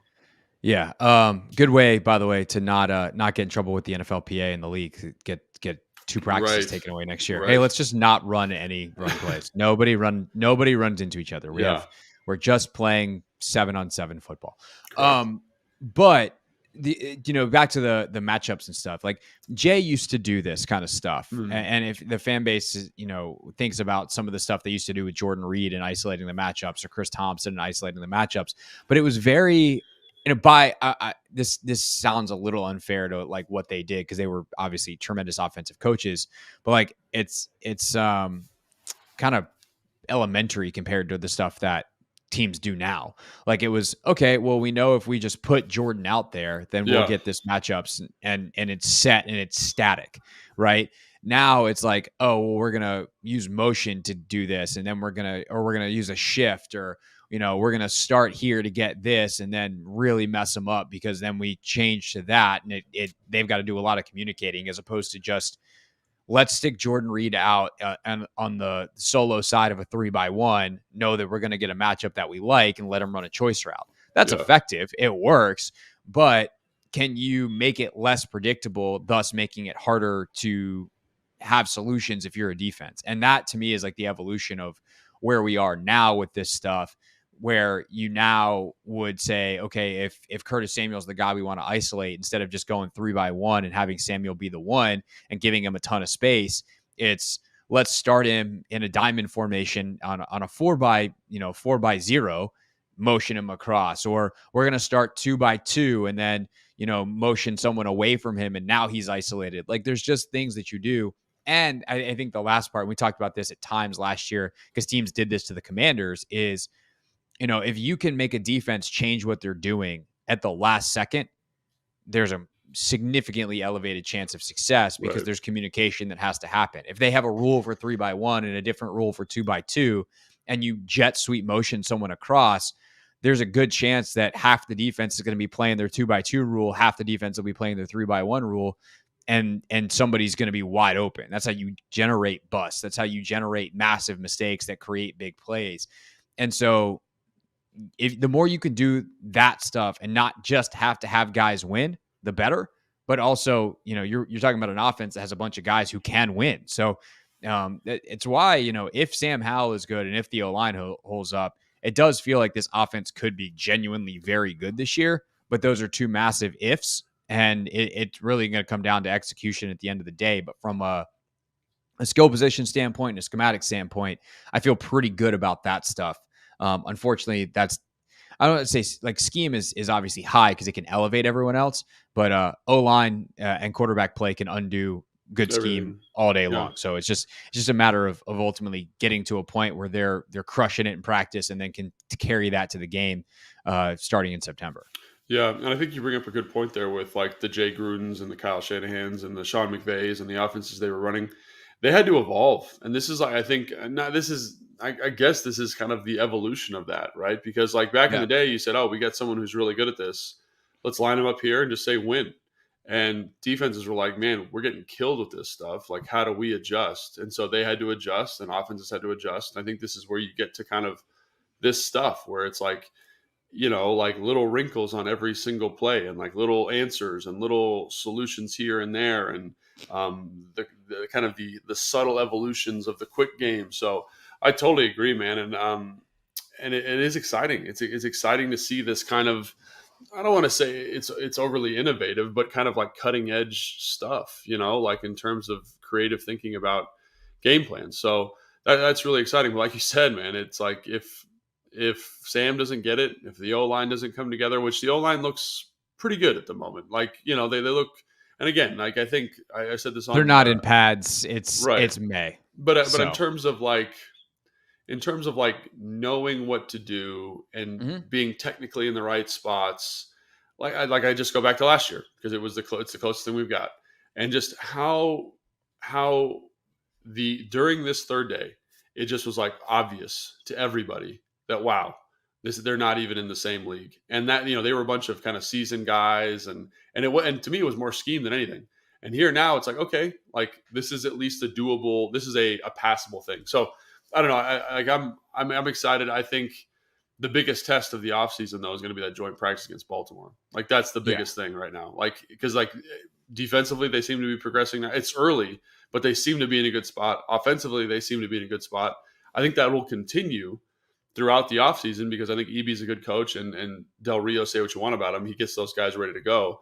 The first thing they're going to have to do is go against Baltimore and just see if it's what it looks like versus a real team. So I think that'll be interesting for sure.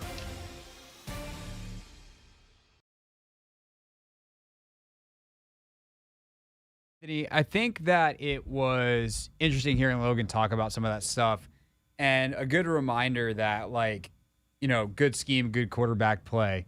Yeah, make sure your hair looks good for the internet. As I said, I adjusted my hat, and now it looks.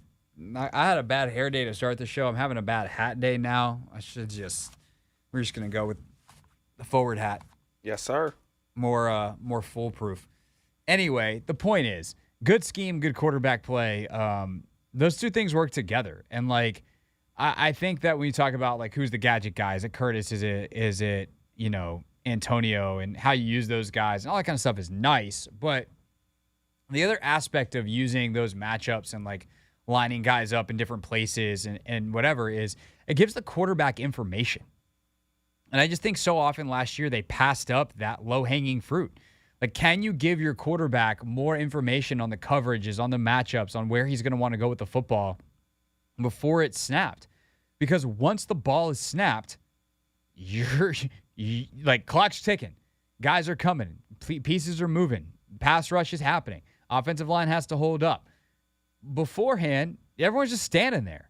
And so, or maybe one guy's going in motion, and that's the piece giving you information. And so I think hearing Logan talk about that stuff is just a reminder of, and I think also seeing it, I can't wait for you to get out to practice, for you to see this stuff in person. Even in some of these 7-on-7 type of drills, just the amount of stuff they're doing is so overwhelming and so dramatically different than what I've seen in years past, and especially under Turner, that it leaves you scratching your head about the past 3 years. And I hate to feel like I'm taking pot shots at Scott, but fine, I won't even look back. Just looking forward, it gets me really excited to see what this offense is when you get to August and then ultimately September, October, November, December, January, and we'll see what happens from there. Yeah, no, I want to also be able to get out there and see for myself because I'm curious as to know. I know Patrick Mahomes, best quarterback in the league, but also how much of his success was predicated to the scheme, or being able to move players around, and Patrick Mahomes be able to make plays off of what was schemed up offensively. So I think that's also what I'm curious about, because again, like you said, we have all these versatile players. All right, let's utilize them to the best of their ability. And what we saw last year in Kansas City with Eric Bieniemy and them, the sky was the limit with them. They could literally do anything and everything that they wanted to do, and it showed in the Super Bowl. They out-schemed arguably the best defense in football last year. Oh, yeah. And they did it with guys who were not nearly as good. Sky Moore or... Yeah. Who was the dude who they wound up signing here that barely played, but played in the Super Bowl? Was that the same guy? I don't remember. There was a guy that played. Yeah, it was a guy who was on special teams for most of the year, and then he wound up playing in the Super Bowl, and they're using him. And Jerick McKinnon had 9 touchdown catches last year. Yeah. Not that I think Antonio Gibson, who will probably be the closest they have to that role, will get that this year. But it's Jerick McKinnon, who's a good football player, very good football player. But he's not a 9-touchdown guy. Exactly. They just know how to get the right guys open in the right roles, doing the right thing. And when the right guy is maximizing Jerick McKinnon versus maximizing Curtis Samuel, that's exciting. What can these guys do in this offense? It's why I thought the conversation that we had that followed that on the podcast about the over-unders was so fascinating, because can Sam Howell have 3,700 yards? Can Jahan Dotson get 7 or 8 touchdowns? Can Terry be over, 12, 13, 1,400 yards? Those are massive numbers. And I don't think any of them are out of the realm of possibility. Samuel, is he going to push 750 receiving yards? Is he going to push 1,000 total yards? Robinson, a 1,000-yard rusher? I don't think all of these things are going to happen because there's only so many touches to go around. But it's pretty fascinating to think about where I think they could go. And week in, week out, Terry might have 200 one week and 15 the next because they batten down on him, but then good luck with Jahan and Curtis. So you see the potential. If the offensive line stinks, none of it matters. If Sam stinks, none of it really matters. But the upside is there in a way that I don't feel like it does. But I also feel like the floor is sturdier underneath, because when you have a coordinator who knows how to scheme and insulate your offensive line and insulate your quarterback, your ceiling, yes, that comes higher. But your floor becomes much higher as well, because just less bad stuff is going to happen because you're less exposed down in, down out. It's the Hoffman Show. We're on the Team 980, always live as well on the free Odyssey app. And when we get back, we dive deep into the darkest corners of the internet. The comment section. The comment section. That's next on the Team 980. You can Take Command podcast from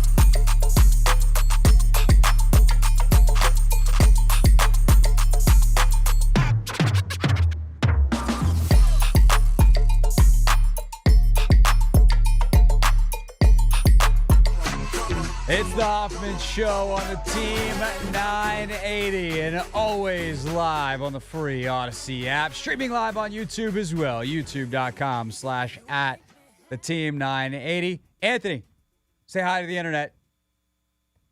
Hi, internet. Hello, YouTubers. And we're especially saying hi to you right now because it has come to be that time of the week. The time where we throw caution to the wind, where we don't listen to what all the smart people say, where they just say, post whatever you want on the internet, tweet, you can, whatever other things people do now instead of tweeting, because Twitter's becoming a hellscape. Definitely post on YouTube, but don't like read the replies. Don't read the comments. And yet, every single Wednesday, Anthony, what do? We say to ourselves, Craig, that we're going to read those comments, baby. Yes, we do. Yes, we do. And thus, here we go into the comments section. We call it Never Read the Comments. We do it every Wednesday here on the radio. Of course, as we said, we do stream live on the Team 980's YouTube page. You can leave a comment there on any of our videos. Comment on 1067 The Fans YouTube page on Take Command. By the way, most recent episode of Take Command, nearly 13,000 views in just under 36 hours. Pretty good. Pretty good if you ask me, Anthony. And, of course, a lot of these comments come from my YouTube page, youtube.com/@CraigHoffman. We had Michael Phillips in studio in Richmond last week. It was a great time. We talked about where the new stadium could be. Fulio Iglesias says, here's the thing that people that don't live in the area of National Harbor don't realize. It's tough to navigate that area if there's a minor traffic incident. That area only has back like one or two back roads that lead to that specific area. It can't handle that amount of traffic. People complain about traffic at FedEx. They would protest about that site because of the traffic and limited accessibility. Now, Phillips did say, I think this was like 5th on his list of most likely outcomes. So it's not like National Harbor is the most likely site. Might have been 4th, but or 3rd, but it certainly was not one of the favorites. I think this is correct. I think there's a lot of positives to the National Harbor site. There is obviously space, but that area is disgusting traffic-wise. I mean, it's so bad, Anthony. Like, I have literally driven home from FedEx Field at 2 o'clock in the morning after a Sunday night or Monday night football game and ran into traffic on what bridge? It's the Woodrow Wilson Bridge, I think is that bridge. The Virginia one? Yeah, the one where you go from Virginia to Maryland over by National Harbor. Yep, Woodrow Wilson. Yeah, that bridge always has traffic. It sucks 98% of the time, and it will be miserable on a game day. Now, the hope would be that a lot of people would take Metro and that they would make it more accessible by Metro. They'd up the amount in the times like before and after the game. You have them be more frequent, and it is Metro accessible, but a lot of folks are still going to drive. It is accessible. I mean, the one good thing is it's fairly accessible from D.C. It's fairly accessible from like PG County. It's obviously pretty terrible if you're in Montgomery County, but like there's no way unless you do it at the RFK site as close to the middle of DC as possible that you're going to be centralized for everyone. So at least that site, Southern Virginia, Central Virginia, I should say, like the Richmond folks and up through Stafford and Fredericksburg, Northern Virginia, Alexandria obviously is right there, Reston, and kind of the 267 corridor folks can come in from Loudoun County and Fairfax County. So, but it all funnels into what will be a disgusting bottleneck at that bridge, and for that reason, like I definitely don't think it's a good idea. I don't know what the best traffic is going to suck. It's 80,000 people going to the same place or 50,000 people going to the same place, but I think that one would be particularly bad. Not as bad though as what the reactions. You want to talk about violent reactions to things? Multiple comments, Anthony, that said, move to Woodbridge, you can take Washington out the name. If they move the team, that was from GB. Chugo says, if they move the team to Woodbridge, I'm probably done. Might as well switch to the Ravens at that point. I'm going to guess that he lives in Maryland. I will say this. I get that. One, you won't. Maybe someone will. Maybe some people will. I think you're much more likely to miss out on kids than you are on adults because adults are stubborn about their sports. But like, this is what happens in these major metro areas. Like, there are Jets and Giants fans all over New York and New Jersey, and even into Connecticut. They play in North Jersey. So if you live out on Long Island, or you live, up by Albany, even if you're a fan in New York, like, or Westchester County, like, I don't know how deep people want to go on New York geography here, but like, you gotta get through the city and get down to Jersey, and it's better for the folks that live in, like, Jersey City and those suburbs. But them's the breaks. If you live in North Philadelphia, the Eagles Stadium is not super fun to get to because it's in South Philadelphia. That one's not as bad. Probably the worst one is San Francisco. That stadium's in Santa Clara. If you live in Oakland or the Northern Bay Area, that's like a legitimate hour 15, hour and a half drive to Santa Clara. It's brutal. And the dog, you think DC traffic is bad. That Bay Area traffic? LA traffic, man. LA traffic's bad too. I mean, that's just as bad. But, dude, it'll take you 45 minutes to get out of the airport. Yeah, You're like, we ain't even left the airport yet. Yep. What are we doing? Bay Area. And it's like 6-lane highways. Like, what are we supposed to do? Have a 15-lane highway to manage the traffic? No, some of y'all need to leave. That's the way these stadiums are. Like, someone's going to lose. The geography of this metro area means that unless you're going to move the White House and all the federal land and have parking on the mall, like, there's not a real good central area. It's the nature of, and especially, like, I hate to say it, especially I know a lot of our listening area is more Maryland-based than Virginia-based, but, like, getting around Maryland stinks. And I'm not just talking about the drivers. I'll shade that I love to sometimes jokingly and sometimes not throw at the Maryland drivers. Like, my wife and I went to the Glenstone, which is in Potomac, a couple months ago. And, like, technically, door to door, it's like 5 miles from our house in D.C., but it's a 40-minute drive because there's no good way. You have to, like, weave your way up Connecticut Avenue through Silver Spring onto the Beltway, then get off the Beltway, and then weave your way through Potomac. Like, if you live in some of those parts of Montgomery County, unless the stadium is in your backyard, there's not a good place to put it. And so this is the problem, is, like, either the most convenient stuff is on the Beltway. Like, kind of Landover is in many ways an ideal site because it's on the Beltway.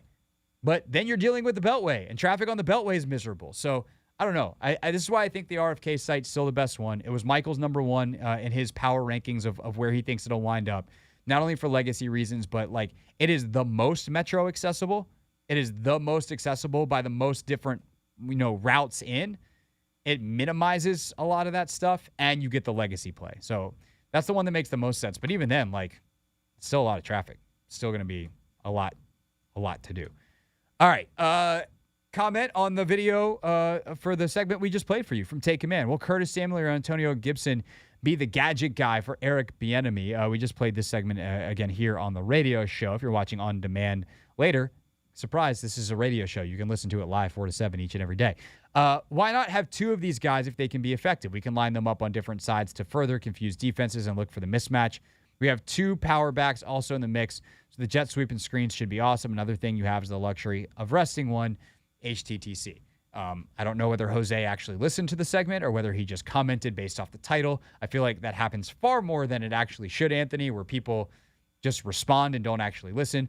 But I think the thing to take out of that segment is, like, you can use both of them and you can mix and match. And, like, that's the beauty of it. You can break the huddle with those guys and what seems like a typical 11 personnel, 3 wide receivers, 1 running back, 1 tight end. But all of a sudden, Curtis Samuel's in the backfield and Antonio Gibson's lined up as a wide receiver. How does the defense handle that? Like, it just asks a lot of questions of the defense. And I think that you don't want to overuse this stuff, overuse the trickeration, if you will, because you want guys lined up in their best position. Like, Curtis Samuel is a wide receiver. Antonio Gibson is a running back. But you can play a lot of games with the defenses, and you can do things like use shifts and motions and play these skill sets off of each other in a way that's believable, that you're not just running a bunch of fake-out stuff because they have so much versatility in the skill positions on the roster. Comment on the interview that we did with Sam Fortier talking about Ron Rivera, and we also talked about Chase Young in that interview. Michael says, talking about Chase Young, there is no I in team. When it's all about me, there is no concern for everyone else on the team. I believe if one is under contract, he should be all in. There are thousands who would trade places with them in a minute. They forget where they came from. That's someone in a bad place. Michael. If you, I'm gonna take a wild guess here. I'm gonna generalize here.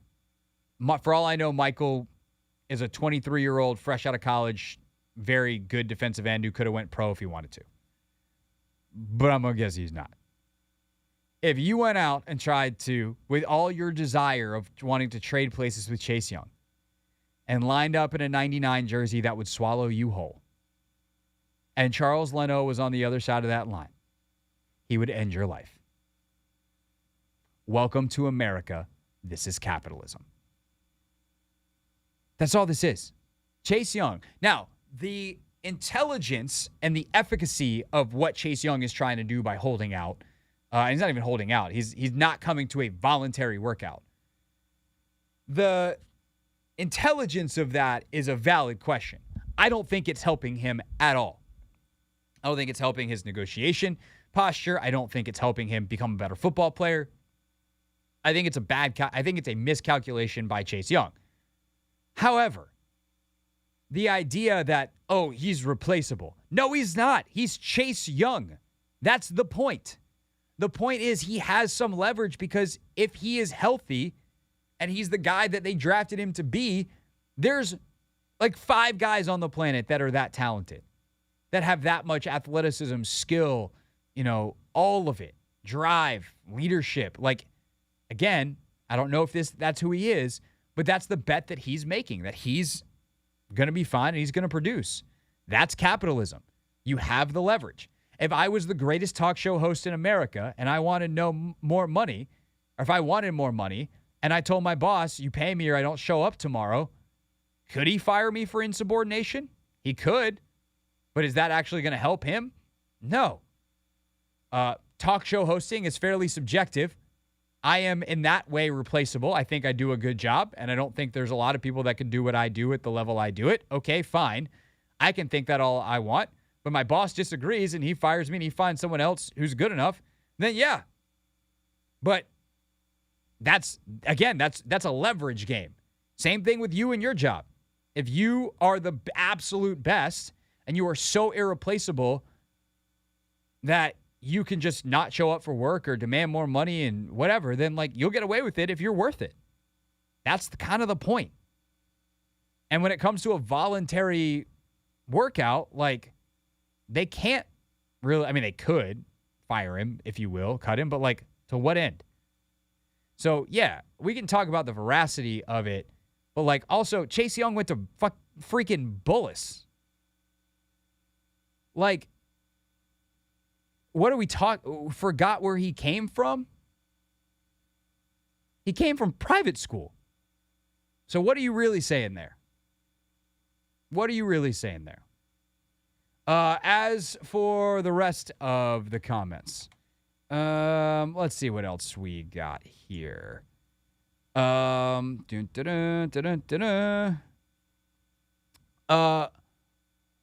This was actually pretty funny, Anthony.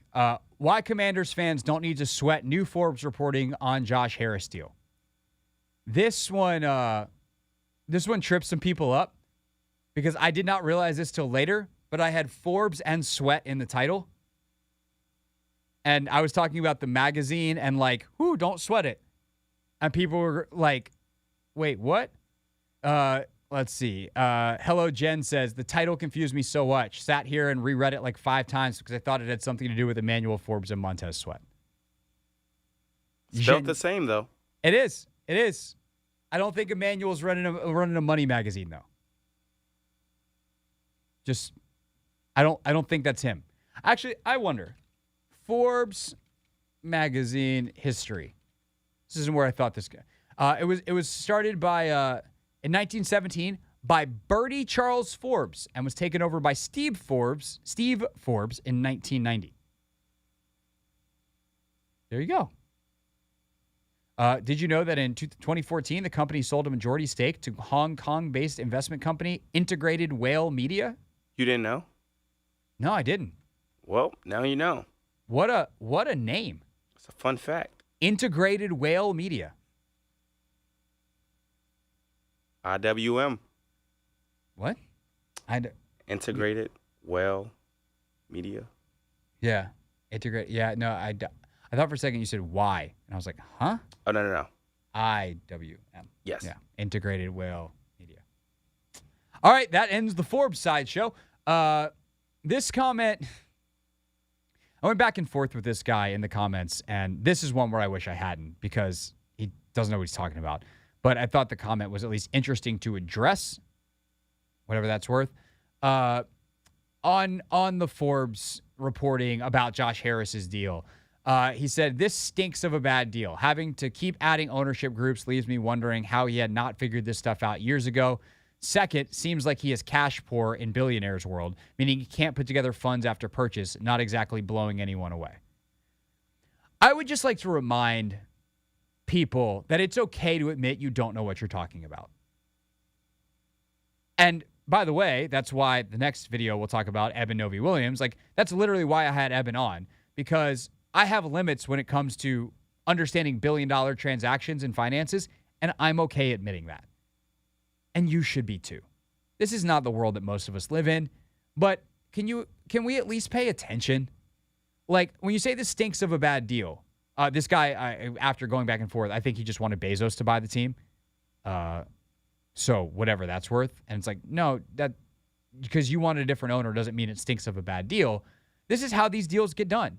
And the idea that they have almost 20 limited partners is not new. The Broncos had a ton of limited partners, and many of them were added after the initial sale was kind of finalized. They had more people buy in. The Steelers, who Josh Harris and David Blitzer were a part of, they were part of a 20 LP group. Obviously, that group starts with the Rooney family and over time has grown, but there's a lot of limited partners in the Steelers. So that's not suspect in any kind of way. And say, like, yeah, how did you not figure this out years ago? You don't know how much it's going to take. That's how a bidding works. If I come to an auction with $5 and then all of a sudden the final price is $12, and I got to ask Anthony for $4, and then I got to run down the hall and ask Grant for 3 more, and on down the list, we're going now 50 cents at a time till we get to what we need. Like, there was no years ago. This sale went to the team went for sale in November. So just because he finished second in the Broncos sale doesn't mean that everyone that wanted to buy the Broncos wanted to buy the Commanders. And so again, like, the point of bringing up this comment is it's okay to just watch the videos or listen to the radio or watch TV coverage or read an article and learn something. Because this sale process, something that none of us are used to. Hopefully we never have to go through it again. Certainly not like this. Certainly not with the complexity that Snyder has brought to this process. But saying someone who has raised $3.75 billion in equity is cash poor means that you are intelligence poor. Sorry, that was kind of mean, but it was a good line, so I just went with it. It's okay to say you don't know what you're talking about. You don't have to. No one's making you sound like you're clueless on the internet except for you.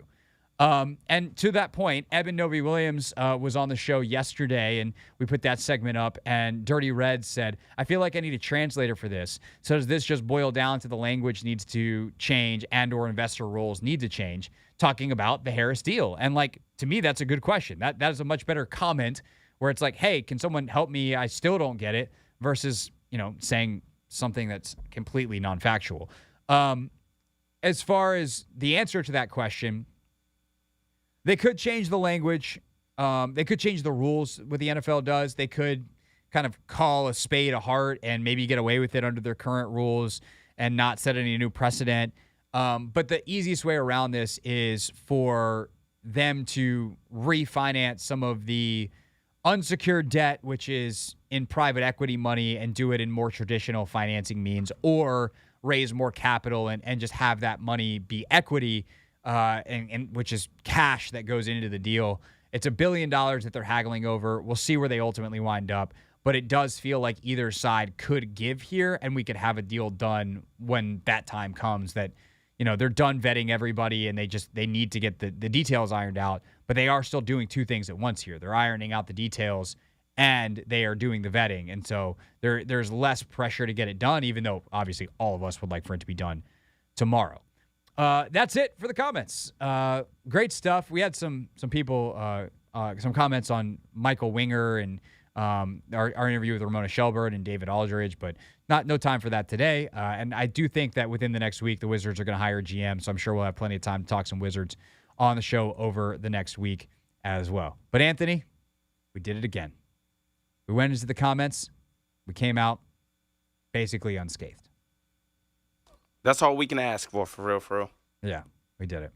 We did it. If you'd like to leave a comment, youtube.com/@Craig Hoffman, youtube.com/@theteam980, or for full episodes to take command, youtube.com/@1067 The Fan.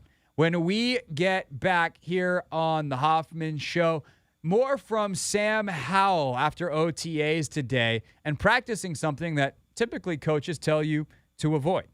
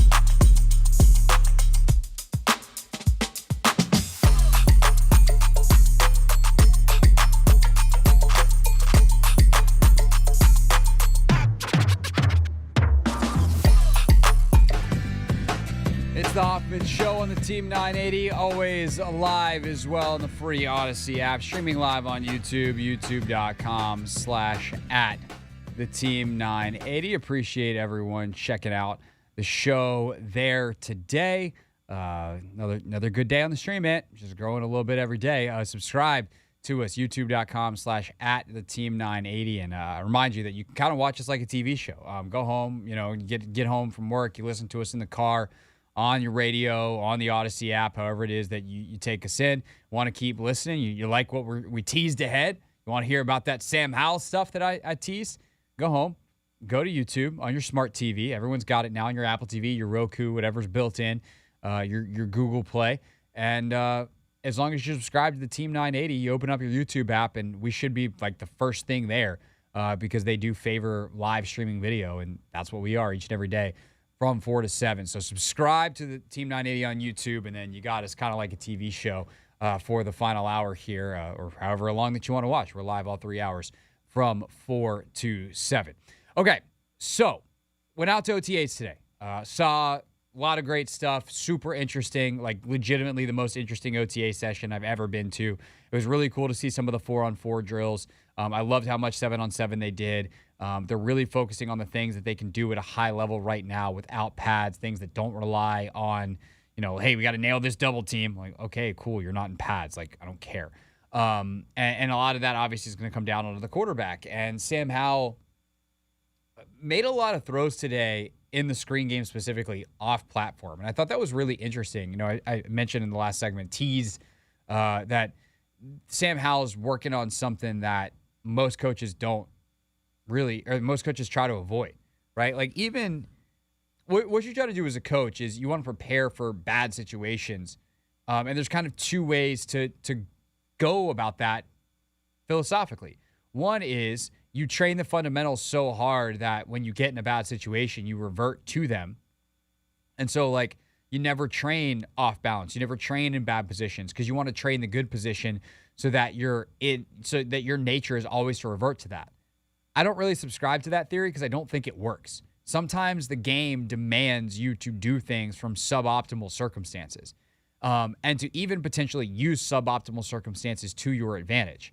Like, okay, we don't want you to fade away or throw off your back foot, but if it creates more space for you to get off a screen pass against a heavy rush, which is what we want to encourage, so there's more space for the running back with the defenders going the wrong way, how can we get really proficient at that skill so that when it's called upon in a game, we do it well, as opposed to it being so unnatural and so uncomfortable that we do what the game demands, but we ultimately do it poorly. So Howell talked about not just working on some of that off-platform stuff with his coaches here, with Eric Bieniemy and stuff like that, but or Tavita Pritchard, his quarterback's coach, but his private quarterback coach as well. Yeah, I mean, I feel like I'm a lot better. I try to get better every single year, especially when I have a long break like that. And being back with my quarterback coach, Anthony Boone, back home, he did a really good job. And really kind of before I got here and because I really couldn't learn anything until I got here. So it was once I knew we had EB, I was kind of watching Kansas City film and kind of seeing what they were doing. And so I feel like I was able to kind of match my footwork up to what they're doing in Kansas City. And I feel like I'm matching up pretty well out here. I did want to follow up on that with Sam because he mentioned the Kansas City stuff. And, obviously that's great. You want to watch Patrick Mahomes, see what he did because he's the guy who's been executing the offense you're going to execute. But Sam Howell is not Patrick Mahomes, something that Sam Howell is keenly aware of. Yeah, Pat, obviously, he's a heck of a player. So much respect for him and what they were able to do in Kansas City, and it's been a lot of fun because, that's all the film we watch is what they're doing in Kansas City. So it's been fun to watch, and he's definitely a great one to look at. Yeah, you think so. Ron Rivera was asked by John Keim at the beginning of his press conference today about the difference in Sam Howell now versus Sam Howell last year. And he unearthed something that I thought was pretty fascinating, a coaching technique that I had never heard of before, but that I like a lot. But the difference I'm seeing really is from when he first got started, when we began OTAs, to where he is now. The way he handles things, his command in terms of the things that he's doing.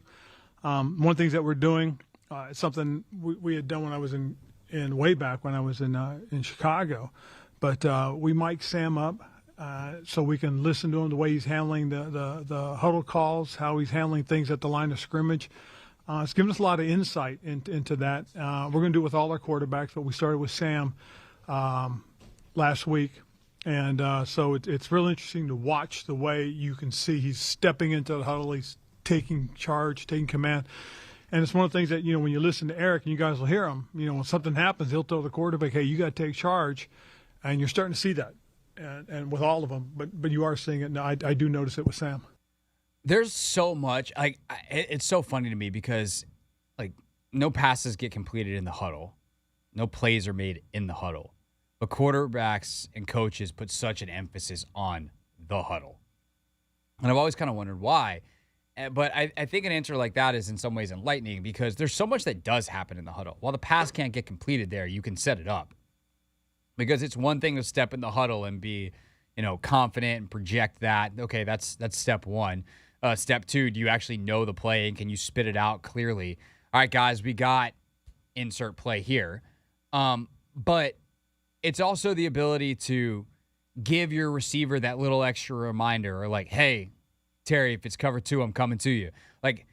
Build up that anticipation for a receiver so that they're a little bit more locked in. There's a lot of little things and little conversations and communication keys that happen in the huddle.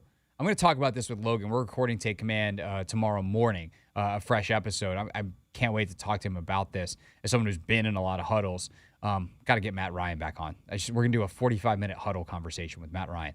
But, it's just something we as fans never get to really hear. I would love if they release some of that and that content. I mean, the coaches have it. It's not like the Commanders digital team is secretly holding that. That's coaches tape. That is very private for competitive reasons. But if there's any way to release snippets of some of this stuff, I think it would be really fascinating to hear because there are so many little details that can be discussed. And the fact that the coach and Ron and Bieniemy are going hey, we're going to monitor that. We're going to coach that. We're going to coach that communication, to me, is a next level of kind of genius thinking. That is certainly not something they originated or something that they are the only ones doing. My guess is EB probably did that with Patrick and the other quarterbacks in Kansas City.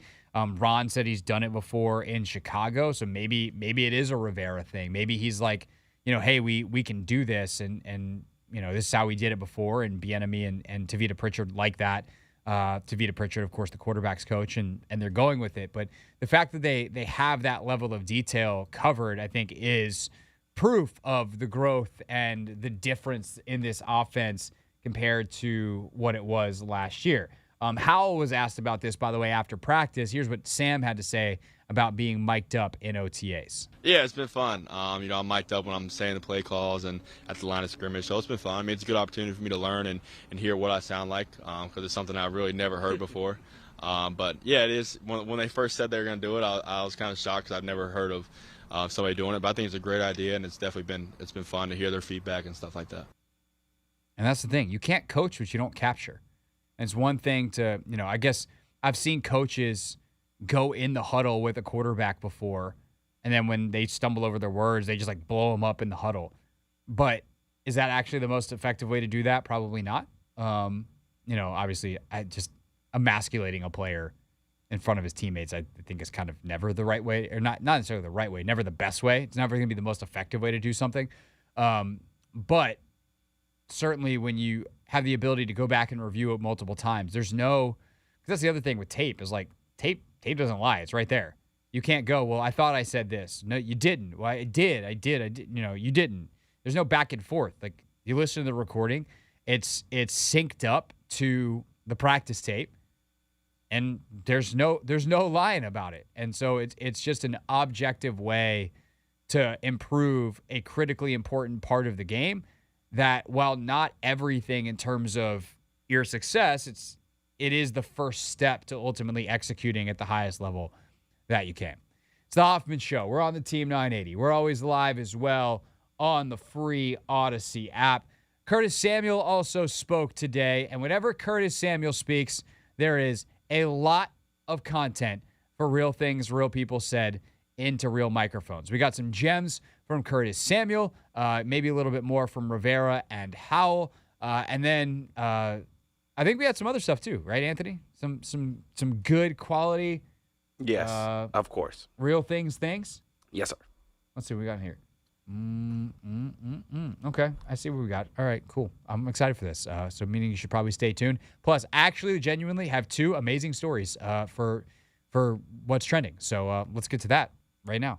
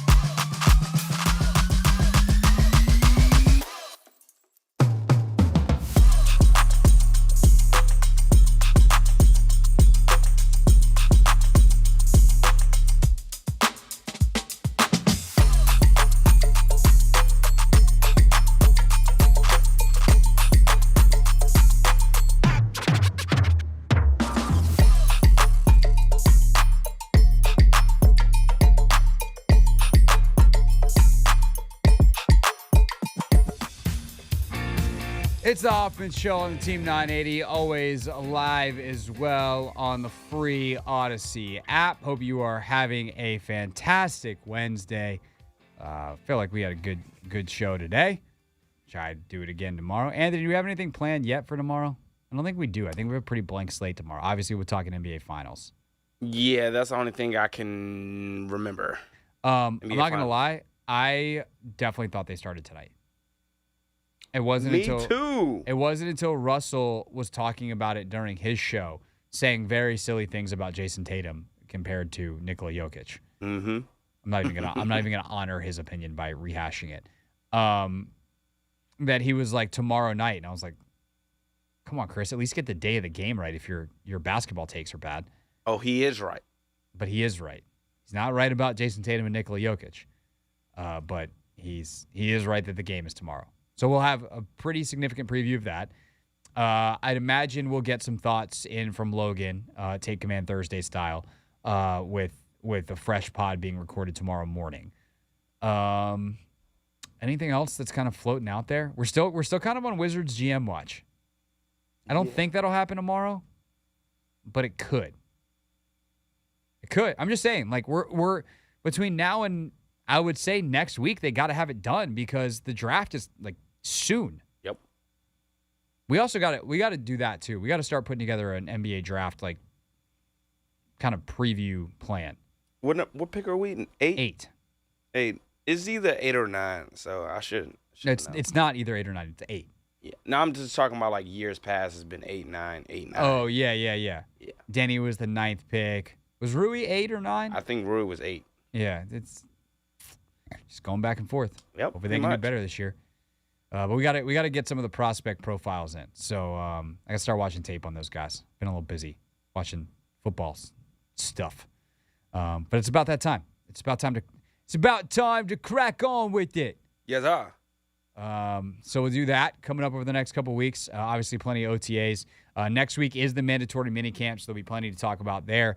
I also got a cool interview that someone reached out to me about today that's Anthony doesn't even know about yet. Ooh.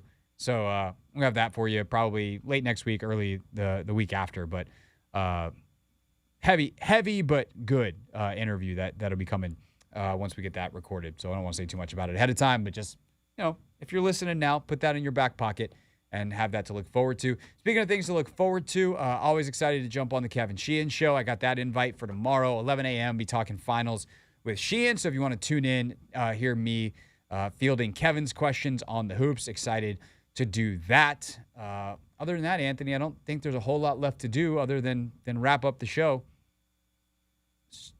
Right? Not anything? I think so. All right, let's do it. Oh, gotta make sure that it's on. The microphone only works when you turn it on, Anthony. And here we go. Real things. We're not going to be so this year. Real people. 5 and 11. Not very good. Set into real microphones. The culture is actually damn good. All right, we skipped this one yesterday. We just didn't have time, but rewind to the weekend. Anthony, could you imagine what it would be like to watch Week 18 of the season if the Commanders were playing your favorite team, your childhood team, the team you've poured your blood, sweat, and tears into? The blood might be from punching a wall out of frustration because of how they play, but you get the point. If you're watching Week 18, and if they lost, they would have to play in the USFL next year. Oh, man. How on edge would you be? Very. How terrified would you be? Very, because it is a very Washington Commander-like thing to happen. Yeah. Well, there's a football club in England called Everton Football Club. Yes, sir. And they've had some tremendous years over their 90-plus year history. They've also had some pretty lean years. They've had some very Washington Commanders-esque stretches. And through it all, they have somehow never been relegated because unlike in American sports, you can get relegated in the English football pyramid. So Everton Football Club, a.k.a. Everton's soccer team, was on the edge of relegation. If they win, they're safe. If they tie, hold on to your butts. If they lose, they were going down out of the top tier of the English Premier League. And lo and behold, they did it. And this was the moment my good friend Roger Bennett, a lifelong Evertonian, not only actually he's not a lifelong Evertonian because he hasn't lived there. He's an American now, but an Evertonian by birth, lifelong Everton fan, saw the ball hit the back of the net for his beloved Blues. Come on, lads. It's okay. Get there!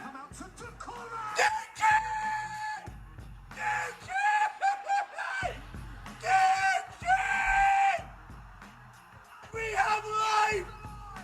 We have life! We have life! And with life is always death! Oh my God!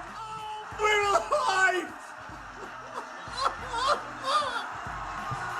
I wish we had relegation in American sports just so I could see American sports fans try to handle it. That's what I would like, Anthony. I think relegation, I think it's a good thing. I'm not gonna lie, Craig, watching that live was actually very entertaining. Because I didn't understand the context behind why he was so passionate. But now that you've added it, that is a very joyous moment. Yeah, that courtesy of the Men in Blazers Instagram page. Yeah. I mean, that's the thing is like, sports are not life and death. Yeah. But they feel a lot more like it when your team is not going to play in the league next year, where they're going to have to go down to the minors and win the minor league to come back up the following year. There's a huge financial ramification, whole bunch of stuff, and it never happened. I think 97 years Everton has been around, and they were close. And then they didn't. Sorry to Leeds United, and I think it was I don't want to. Leicester City got relegated. They won the league a couple years ago, the most improbable league win ever. Leeds, who fired American coach Jesse March middle of the season, wasn't Jesse's problem.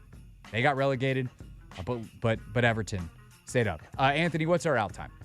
55-20. Okay, so we'll be quick here. Curtis Samuel, can you sing? / when you step to the microphone, will you sing? How was the off-season? It was good. I feel like I'm about to sing to y'all or something. Go ahead. You were grabbing the microphone like you were. I think this American Idol or something. Y'all ain't ready. I could. I ain't gonna sing to y'all, but I can sing though. It was like just the way the mic was. It was pretty funny. All right, we'll see you tomorrow. Hoffman Show. BetMGM tonight is next. The Hoffman Show. You gotta hear.